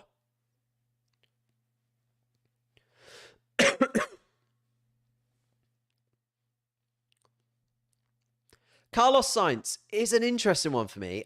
I think he's under like a little bit of pressure. I think, again, because Ferrari are probably going to deliver a car that is going to be top 3, there is an expectation to maybe win a race or two, get a pole position or so over the course of the season. But I don't think we are, and I don't think Ferrari are expecting him to be that clear title contender in the same way that they are expecting that from Charles Leclerc. I think Carlos Sainz definitely sits in that sort of second driver role that could potentially do a little bit better than being the second driver. I think there's a little bit less pressure on Carlos Sainz, especially as he was improving a lot towards the end of 2022. Took him a little bit longer to adapt to the 2022 regulations. Now that he's adapted, 2023 can kind of show what he's got, but he's only under a little bit of pressure for me.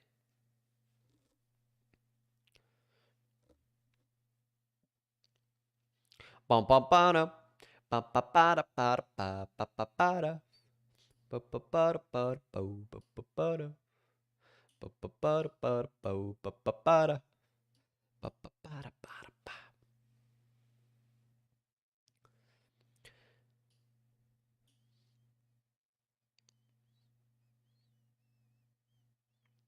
Fernando Alonso, no real pressure on Fernando, is there? There's no pressure for Fernando to like deliver something absolutely sensational in the Aston Martin car, even though it's his first season with Aston Martin, and you could argue the same kind of thing that there is with Pierre Gasly. But Alonso's shown that he can do it, right? Alonso's got multiple world championships behind him, multiple wins behind him, and he's kind of coming into the Aston Martin team to try and push them forwards in terms of where they are in the Constructors' Championship. I don't think they're expecting, you know, a race win or something incredible from Fernando Alonso. I don't think he's under any real pressure. I think, if anything, they want to keep hold of Fernando as a world champion. I think they lost out on world champion Sebastian Vettel, so they brought in champion Fernando Alonso to kind of replace him. They want to hold on to Fernando Alonso more so than Fernando Alonso is that bothered about Aston Martin. So there's no real pressure for him to deliver, but I think he'll put a little bit of pressure on himself, if anything, to get the best out of that he can out of that Aston Martin car.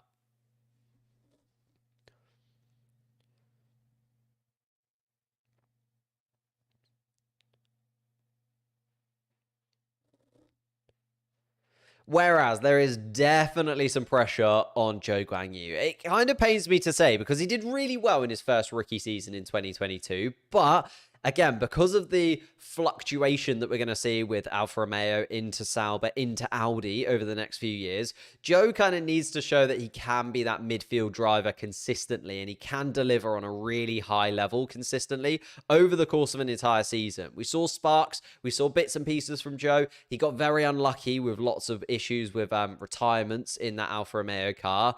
But now, second season, needs to take another little step up. If he's going to stay for the Sauber ride, he needs to show that he's worth it. If he's going to stay for the Audi ride, he needs to show that he is incredibly good and a driver that Audi can build around for the future.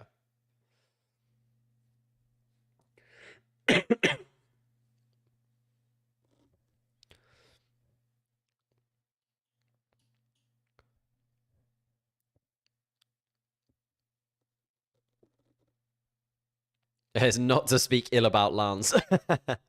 Yeah, not to fall out. Not to fall out with Lance, effectively. It's the only pressure that Alonso is under. And that is not guaranteed when it comes to Fernando Alonso. Kevin Magnussen. Oh, I think Kevin Magnussen might be under a little bit more pressure than Nico Hulkenberg, just because Nico Hulkenberg has kind of come in to be this like level head in Haas, whereas I think in Haas, Kevin Magnussen has almost become this figure of something bigger, right? He got that pole position. He's got the most points of any Haas driver ever. Like, he's become this framework that Haas kind of expects something good from him. Plus, on top of that, he left so many points on the table last season, so many first lap incidents that cost him so many points over the course of the season that I feel like Haas expect a little bit more from Kevin Magnussen coming into this year because he's had that experience now in the 2022 car. Moving into 2023, I think he's under just a little bit more pressure than he was last year. Just a little bit more pressure. Just a little bit more pressure than he was last year. Just a little bit more.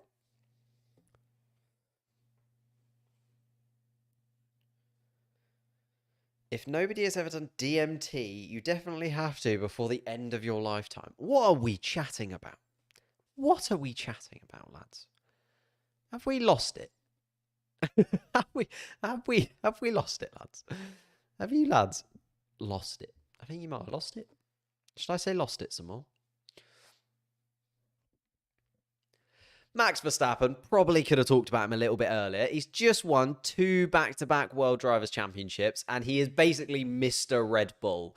If there's anyone who can be relaxed about the fact that they're going to stick in Formula One for the foreseeable future, it's Max Verstappen. You don't win 2 world titles back-to-back with a Red Bull, and then they just sack you off. Like, you are probably sticking around for the long haul.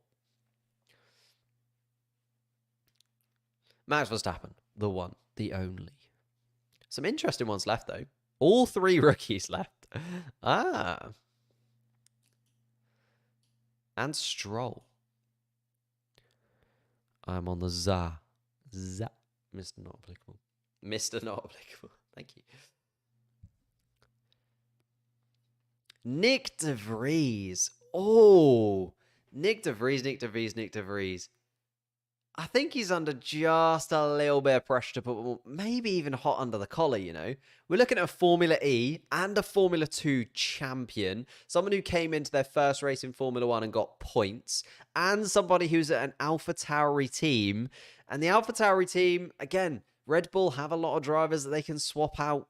Nick de Vries, he's right on the cusp of me. I'm going to put him in just a little bit. Just a little bit of pressure on Nick de Vries to deliver in his first Formula 1 season. I know he's a rookie, but because we've seen him in a Formula 1 car so many times before in various testings and practices, plus we've seen him in Formula E and Formula 2 and go on to win those series, I think there is a little bit of pressure on him to perform. Alex Albon, though, there is no real pressure whatsoever. He was so good in his first year at Williams. He is currently what Williams need to be thinking about for kind of the next couple of seasons. I think up until 2026, Alex Albon is kind of the driver that they need to keep hold of, build around, offer a car where he can deliver those point-scoring opportunities for himself every now and then.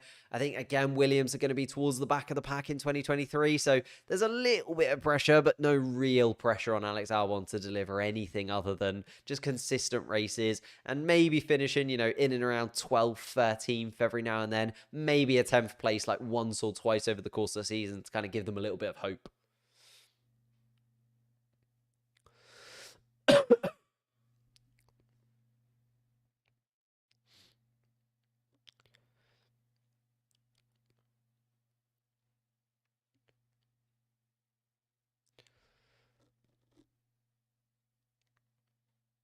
Ooh.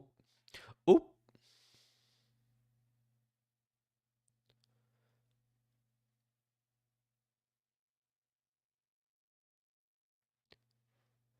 Michael Jordan, Shaquille O'Neal, and LeBron James are really tall because their knee...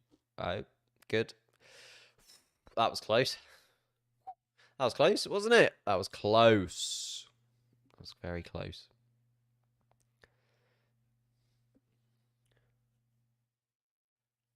You can't be doing that to me. You cannot be doing that to me.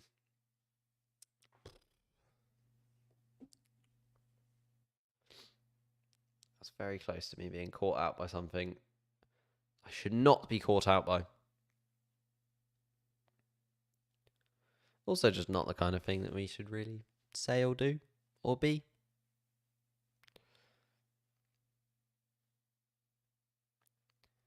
Need a drink on these long streams. Me? Yeah, I do. I forgot to bring my water bottle. I have an empty coaster. I usually do have a bottle of water there. But I just forgot. But over. We'll be there. We've only got 3 more to go. 3 more to go.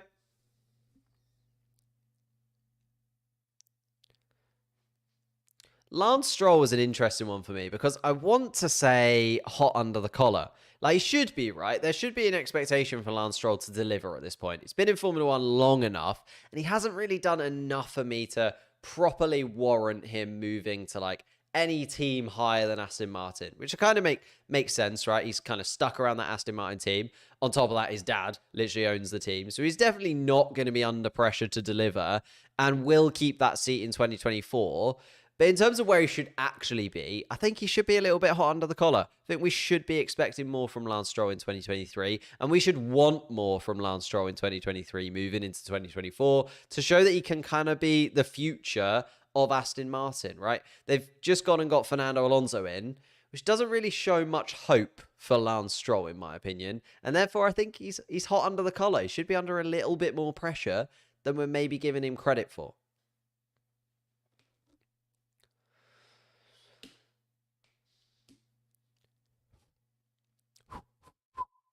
Do you think Mr. America Logan will fly the flag for the US, or is he a dud? I like him. I think he's good. I think he's going to be spot on.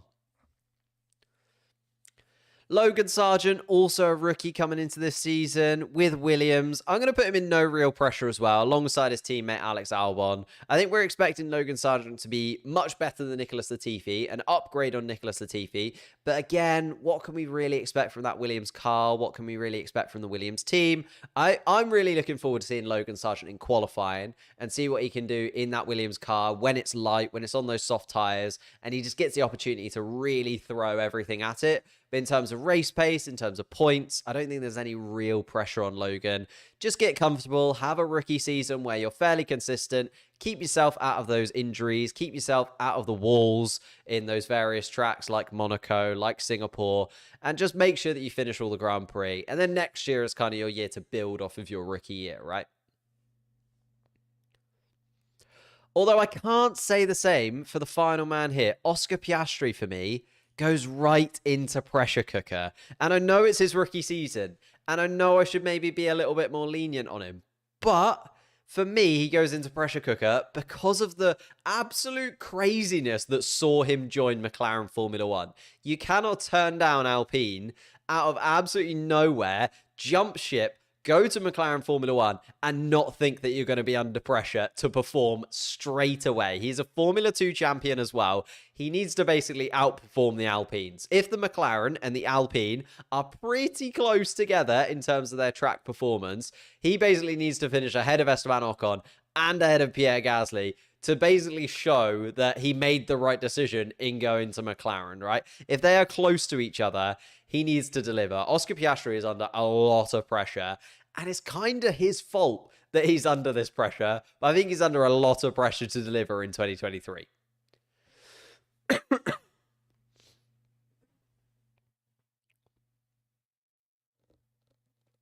How can you get injuries in practicing for drivers without using cars? Huh? Of course you can get injured. We literally... What? Drivers get injured all the time. Outside of cars. They're more likely to get injured in a car. I'll give you that. But they get injured outside the car too. It's not always in the car that they get injured, is it? Or if they're at the gym, pull a muscle.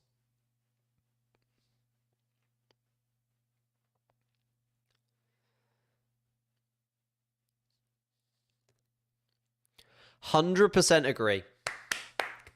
That's it. We'll take that. It's Denko. Thank you, mate. We'll take that to the bank. Right, I'm going to offer you an opportunity now in the chat to make any final changes.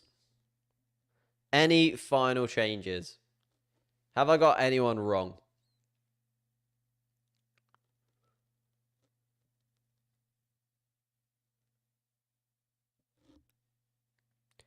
Just been watching this stream. Thank you, mate. What? Hang on, what? Is Alex having a conversation with another human being that he's in the same vicinity as through the stream? Goodness me.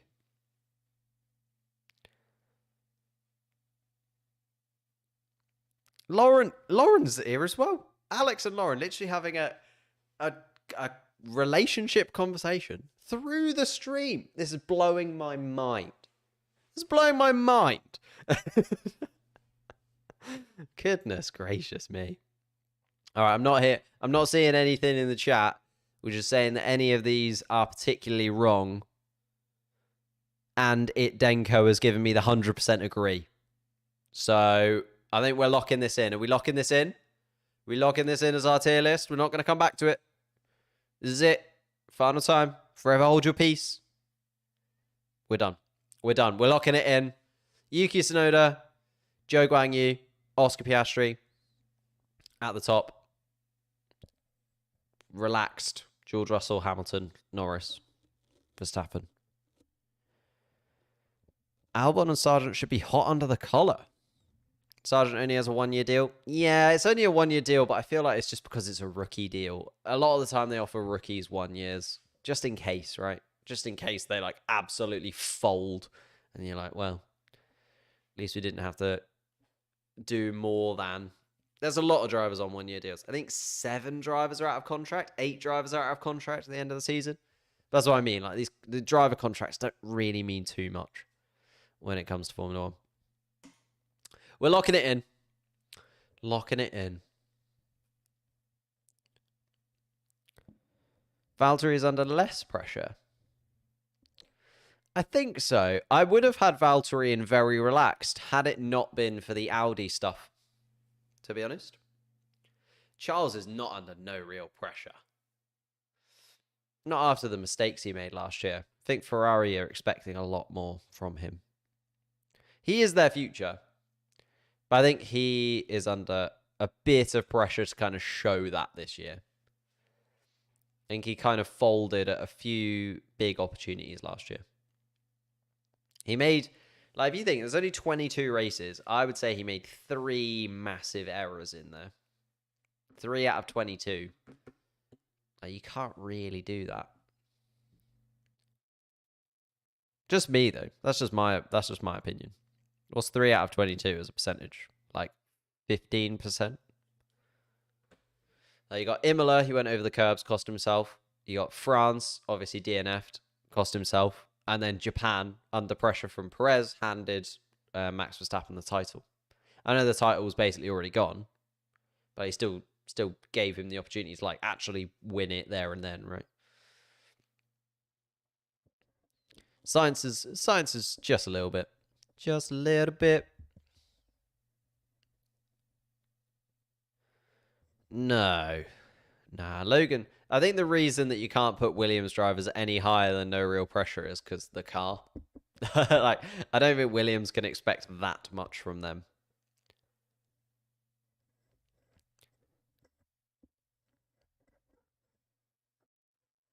Yeah, exactly. Charles always has to outperform Carlos. And therefore has to be under a bit more pressure. Because he is seen as that number one. And therefore has to be that level of higher. I mean, I can show you the tier list again. We can continue this debate. But I feel like Charles always has to outperform Sainz. So he's under more pressure anyway. Plus had those errors last year.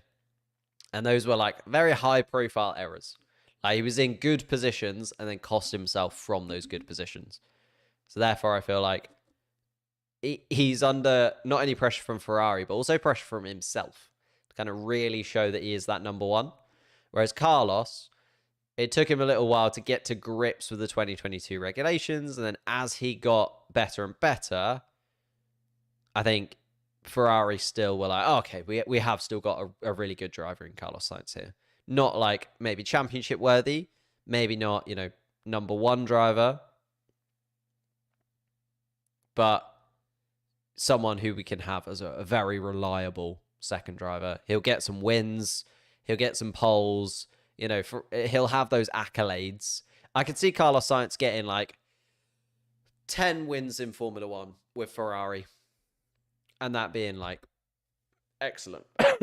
Like that being like his bag, right?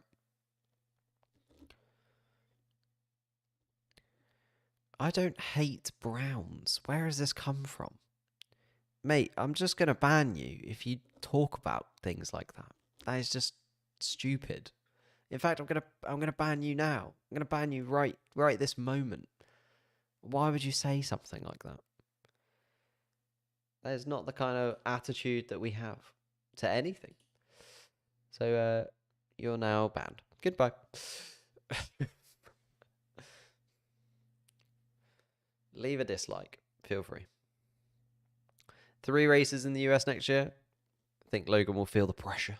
That is fair, actually. I didn't think about that. The fact that he's got like 3 home Grand Prix. There's always a little bit more pressure to deliver when you're at your home. But it's still his rookie season, and he's still in a Williams. So it's like, what is he really aiming for at the end of this year?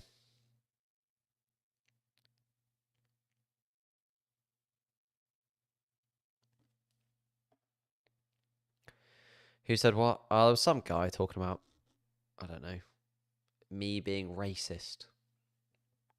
In how? In what way? Anyway, if Hassel's a good car, shouldn't Nico be under pressure a little bit more? Yeah. I think he's just there to do a job. I don't think they've brought in Nico Hulkenberg because they think he's going to be really good. I think they've brought in Nico Hulkenberg because they really didn't like that Mick Schumacher kept crashing the car. And they're like, you know what? We can just bring in a driver who's not going to crash the car, but is also not going to do anything really that exciting. I think if you look at the drivers' options that they had, right, they could have kept Mick Schumacher. They could have gone in for Daniel Ricciardo. I think they like slightly talked to Daniel Ricciardo, but then Ricciardo didn't really want it. So they could have pushed for that a little bit more. They could have gone in for the likes of Logan Sargent, Nick De Vries.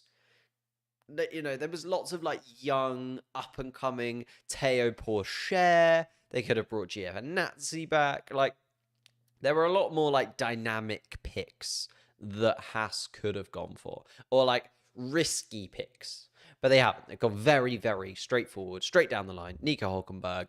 This is what we get. Are we going to get a driver that's very, very good? No. Are we going to get a driver that's very, very bad? No. But there we are. The Browns, I think, are an American football team. Well, maybe. But I don't know. He's just been annoying. He's gone now. May he rest in peace. If he can put in a claim, to be unbanned, and then we'll read it one day and we'll see how it goes. Think Bottas is hot under the collar because Audi would rather get a German in. Schumacher, his contract expiring this year. Yeah, I think Bottas could have gone a little bit higher. I think he did so well last year, though. He's kind of got himself good brownie points already with the Sauber lot. Obviously, maybe not so much with the Audi guys, because the Audi guys have only just come in. But I think if you look at like the Sauber setup behind the scenes, I think they'll be big fans of Valtteri Bottas. Thought he meant Zach Brown. Yeah, but the other comment that he made was also like really off. And also, you wouldn't say the Browns if you meant Zach Brown. Anyway, it doesn't matter. He's gone. He's irrelevant to my life at this point. Because he is gone. Anyway. 2023. I just hate people that are prejudiced in any way. It's one of those things that really frustrates me. Like, why is one person better than another? They're not. We're all the same. We all do the same stuff. We all eat the same things. Just some people have worked in different areas, done different things. Doesn't make you better or worse. Just maybe misunderstood. Anyway.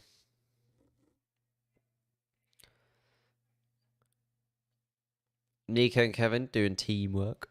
They can destroy the team. I think it's a good balance that they've got at Haas, to be honest with you. Haas have gone for the experienced driver, hoping that can get them points regularly. Exactly. They've just gone for, okay, this is going to get us, like, I think with other drivers, right, you could have taken the gamble on like a Teo Pourchaire, right? He's probably not going to deliver you many points this season, okay?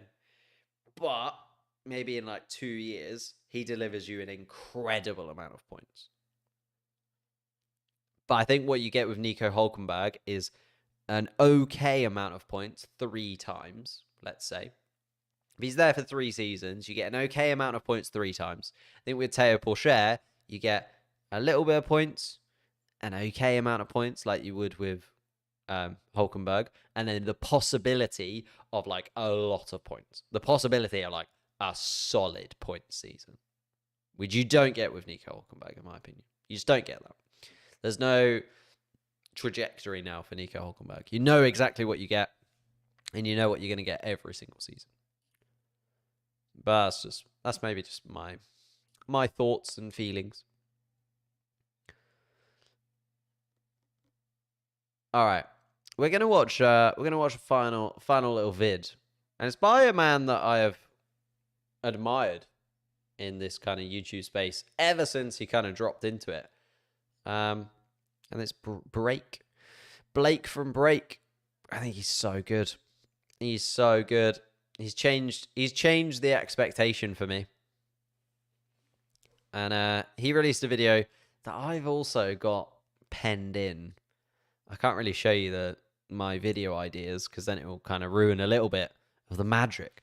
But yeah, the AI thing was in my thing, and I've got a couple of days off work next week, and I was going to try and work it out, but now he's kind of done it, so I don't know whether to also do it and maybe do some different questions, some different theories. But anyway, should we watch the video and see sort of how he did it? I imagine it's with ChatGPT. And he's just going to ask it questions. Can Skynet make better predictions about the 2023 Formula One season than a former F1 engineer? Okay, it's not really Skynet, but it's a chatbot similar to ChatGPT, and this stuff is pretty scary good. So I'll make my predictions, then I'll see what the AI thinks. What? So without wasting any more time, let's get into it. Why is this so blurry? Hello?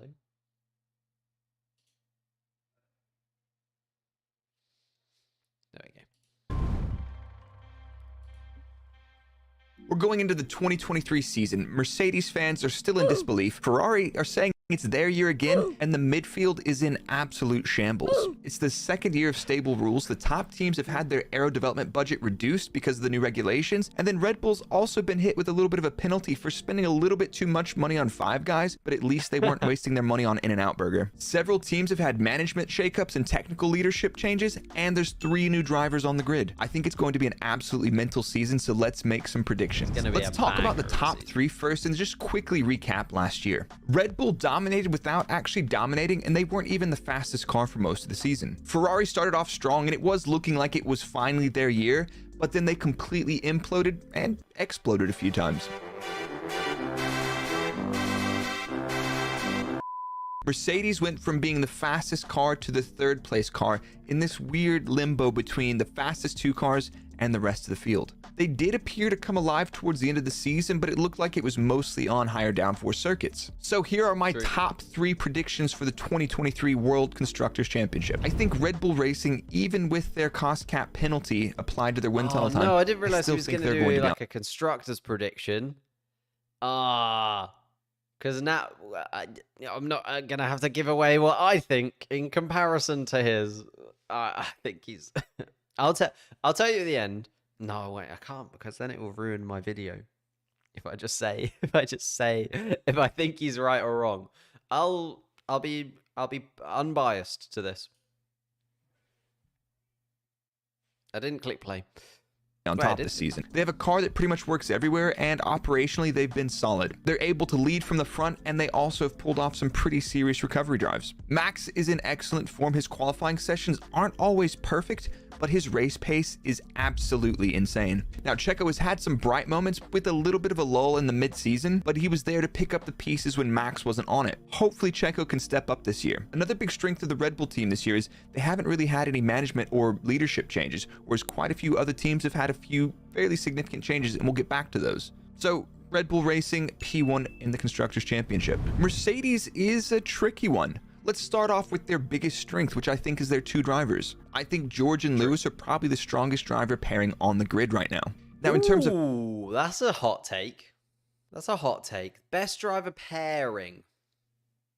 You know what? I've always said it's been Ferrari. I've always said it's been Charles Leclerc and Carlos Sainz. But after last year, you know what? Hamilton and Russell. He might be right. He might be right.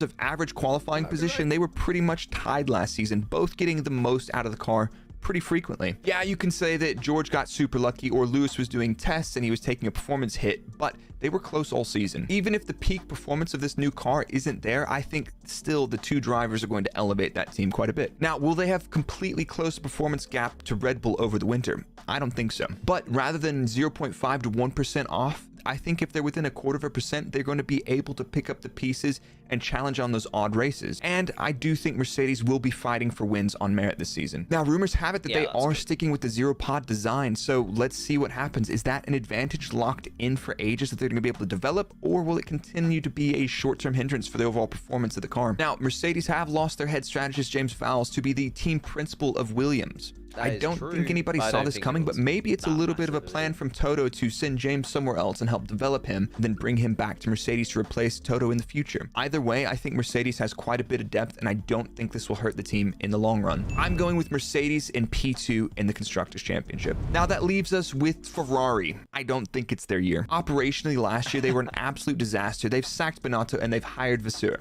I just don't see him making that big of changes in a single year. It seems like those issues are a lot deeper than that. Ferrari fans, probably your best bet is 2026 when the new regulations come out. But last year, that car was fast, and I don't see too much changing this year. I think the Ferrari this year will be fast, but other things will let them down. Now, they say they've improved the reliability and found some engine power in the offseason, and we'll just have to wait and see. I think their driver lineup is very good. Leclerc in his single lap form was pretty much flawless for most of the season with a few blips here and there, but I think Leclerc and Sainz should be a reasonable pairing. I think most of Charles' mistakes were down to a pretty pointy and difficult to drive car, but he was still able to wring the most out of it. And I think Sainz is a very reasonable number 2 driver. But I think much like Red Bull, I think their drivers need to be a lot closer if they're going to challenge for the front. So I'm going with Ferrari and P.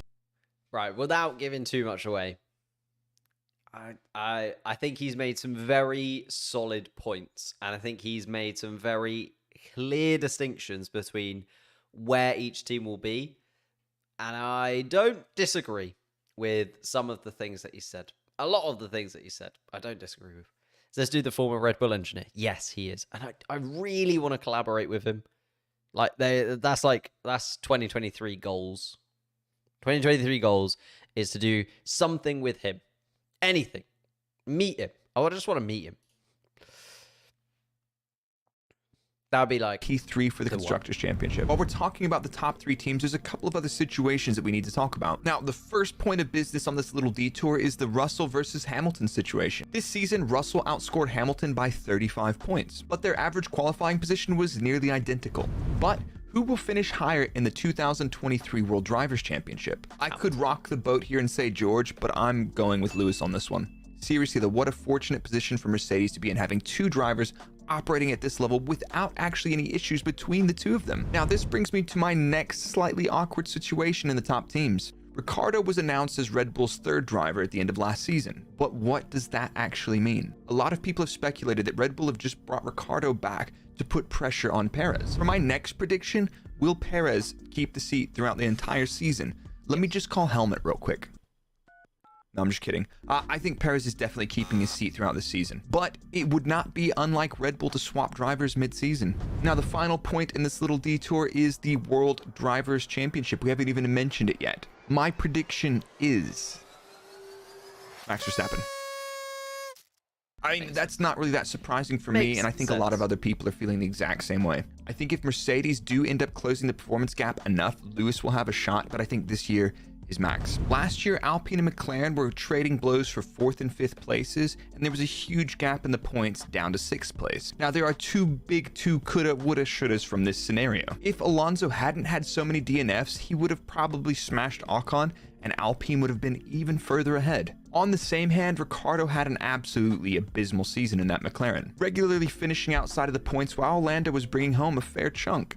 Now, Alpine seemed to have come out of the darkness and started to build a pretty reasonable car with some great top speed, but reliability has definitely been getting them down. I mean, Alonso's 5 DNFs to Ocon's 2 DNFs, it's like he's paying the price for something terrible he's done in a past life. Alpine think they're going to be strong this season, but I really don't expect that. Is that a little dig at Fernando Alonso, like previous years in Formula One, or does he actually, mean previous life? Because Fernando Alonso's been a sketchy character when it's come to Formula One. He's had some ups and downs as the Spaniard.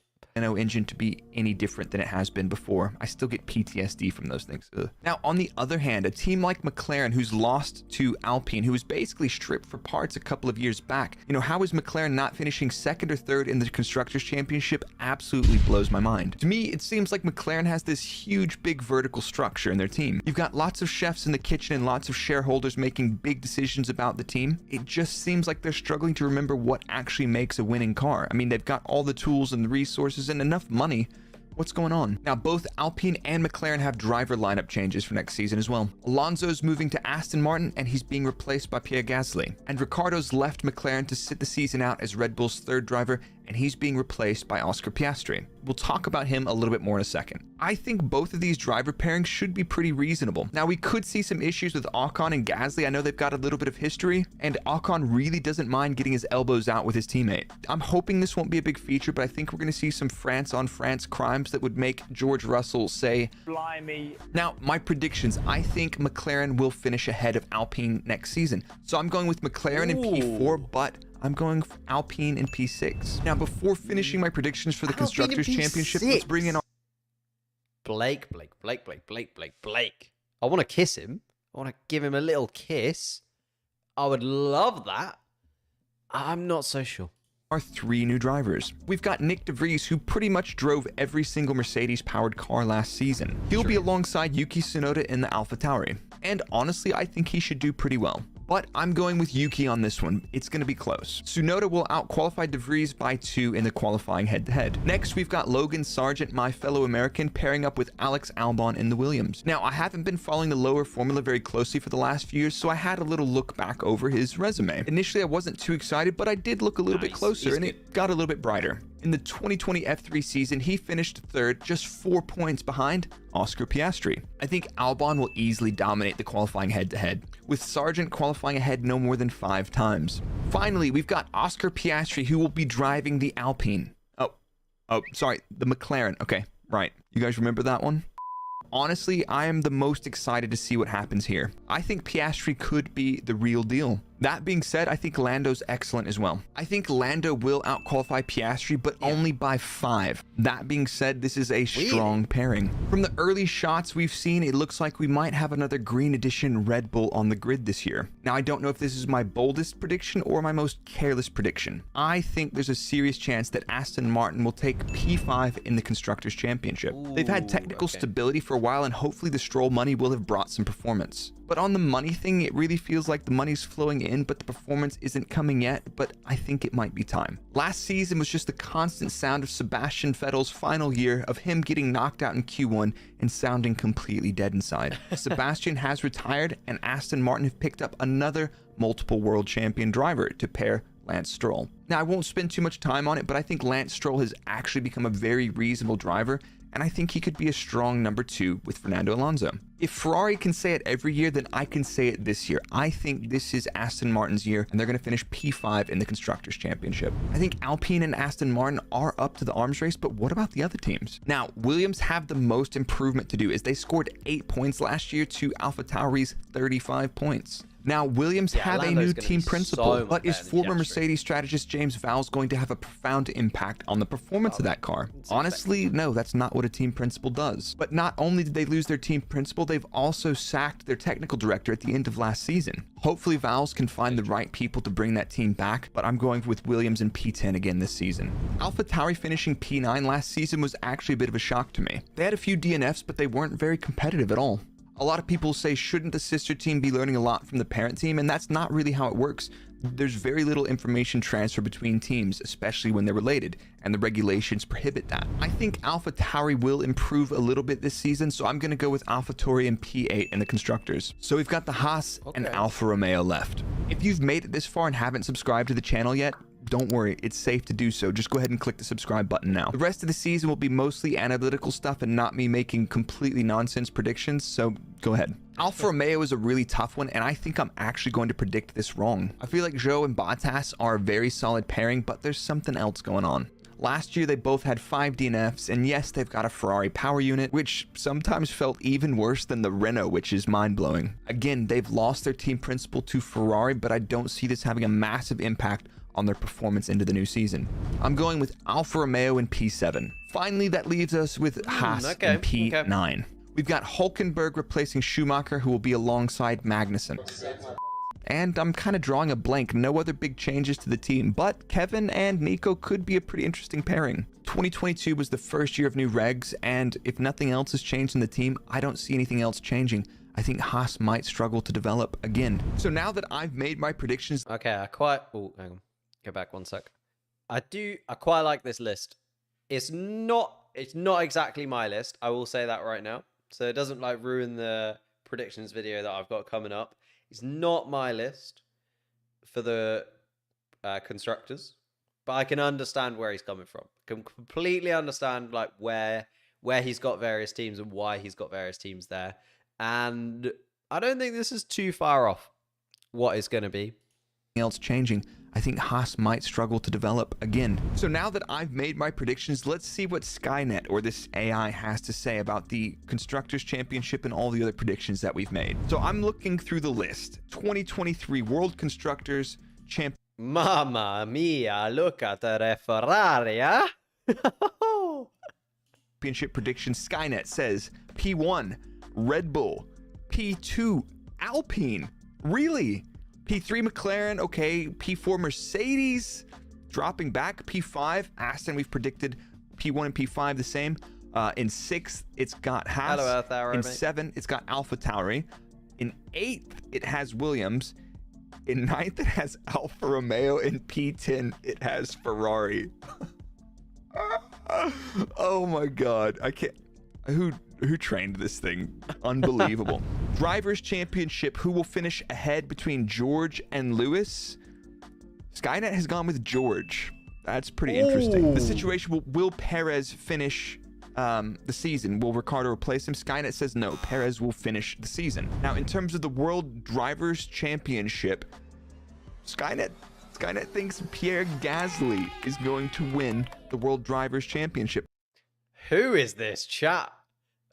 And where can I be best friends with them? Yes, please. I would lose my mind if Pierre Gasly won a Drivers' Championship in 2023 in an Alpine car, and that's even in an Alpine. And I'm not a massive fan of Alpine after what they did to McLaren last season, but you know what?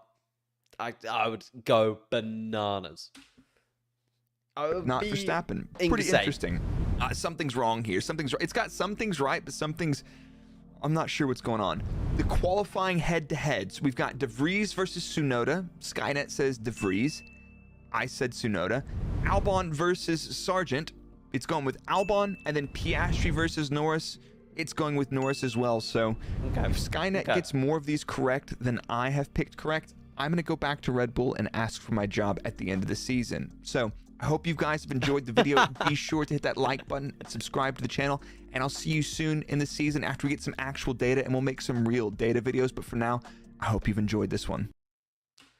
I just bloody love Skynet make better predictions? I bloody love Blake. I just bloody love him, man. I just love his content. I think he's so good. And he's completely changed like Formula One content, and for the better. I'm very, very envious of him. I feel like he's what I aspire to be. I aspire to be Blake one day. One day.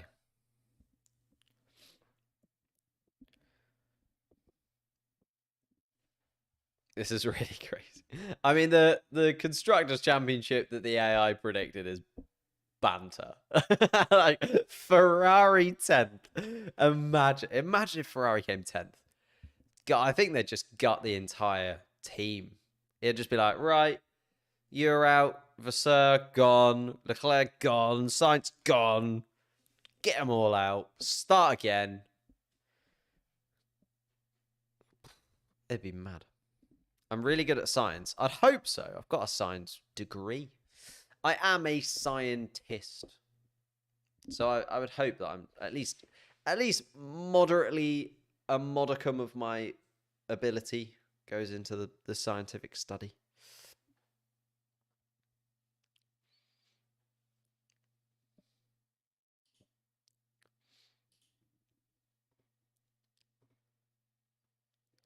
Mamma mia. Right, I think that's it, lads. That's everything I've got, or everything I had planned. Any other business? Any big things? My content is fantastic as well. Thank you, mate. I appreciate that. We're changing it up for 2023. I've kind of gone backwards to go forwards. So, towards the end of last year, I just felt like I changed up my content for the worse. I just felt like changed up my content a little bit and didn't really like where I was anymore. And then changed it back, if anything, for 2023. So I'm very much looking forward to the 2023 season and being a little bit more on the button, a little bit more punchy. I feel like Blake and like James Alcott. James Alcott is my thought process. He was who inspired me to kind of do this kind of content, James Alcott. And like seeing what he's been able to achieve on his channel, that's where I want to be. That's where I want to be. At least read a few chats. I do read the chat sometimes, but you guys are talking about nuclear war. What can I say? What can I say about this? What can I add to a conversation about nuclear war? Yeah, sure. Yeah, sign me in. I'll get some baked beans in. Or no, maybe let's not. Let's not melt the polar ice caps because we decide to just shoot each other for a bit. Thank you, Polish Eddie, mate. But yeah, I am going to call it there for me because it has been the end of a long week from the not applicable perspective. I am a little bit more free next week, though, and I'm going to try and make these streams a little bit more regular. I'm going to keep the Friday streams as they are, where we try and like do something a little bit fun, a little bit jazzy on the Friday streams. But I feel like we can put some gaming in there, slot some gaming in there, mainly because I just haven't been playing games anywhere near as much as I want to. But we move forward, only forwards, if you're a James Alcott fan. Actually, is anyone a James Alcott fan in the chat? Does anyone know James Alcott? Obviously, he's a football YouTuber. But I've been on the James Alcott high stream. That's not a thing. Highway. Anyway, I've got a bit more time on my hands next week. Not a lot. I'm still working, but a bit more time on my hands next week. Change my thumbnail to what? What would you like? What would you like me to change the thumbnail to?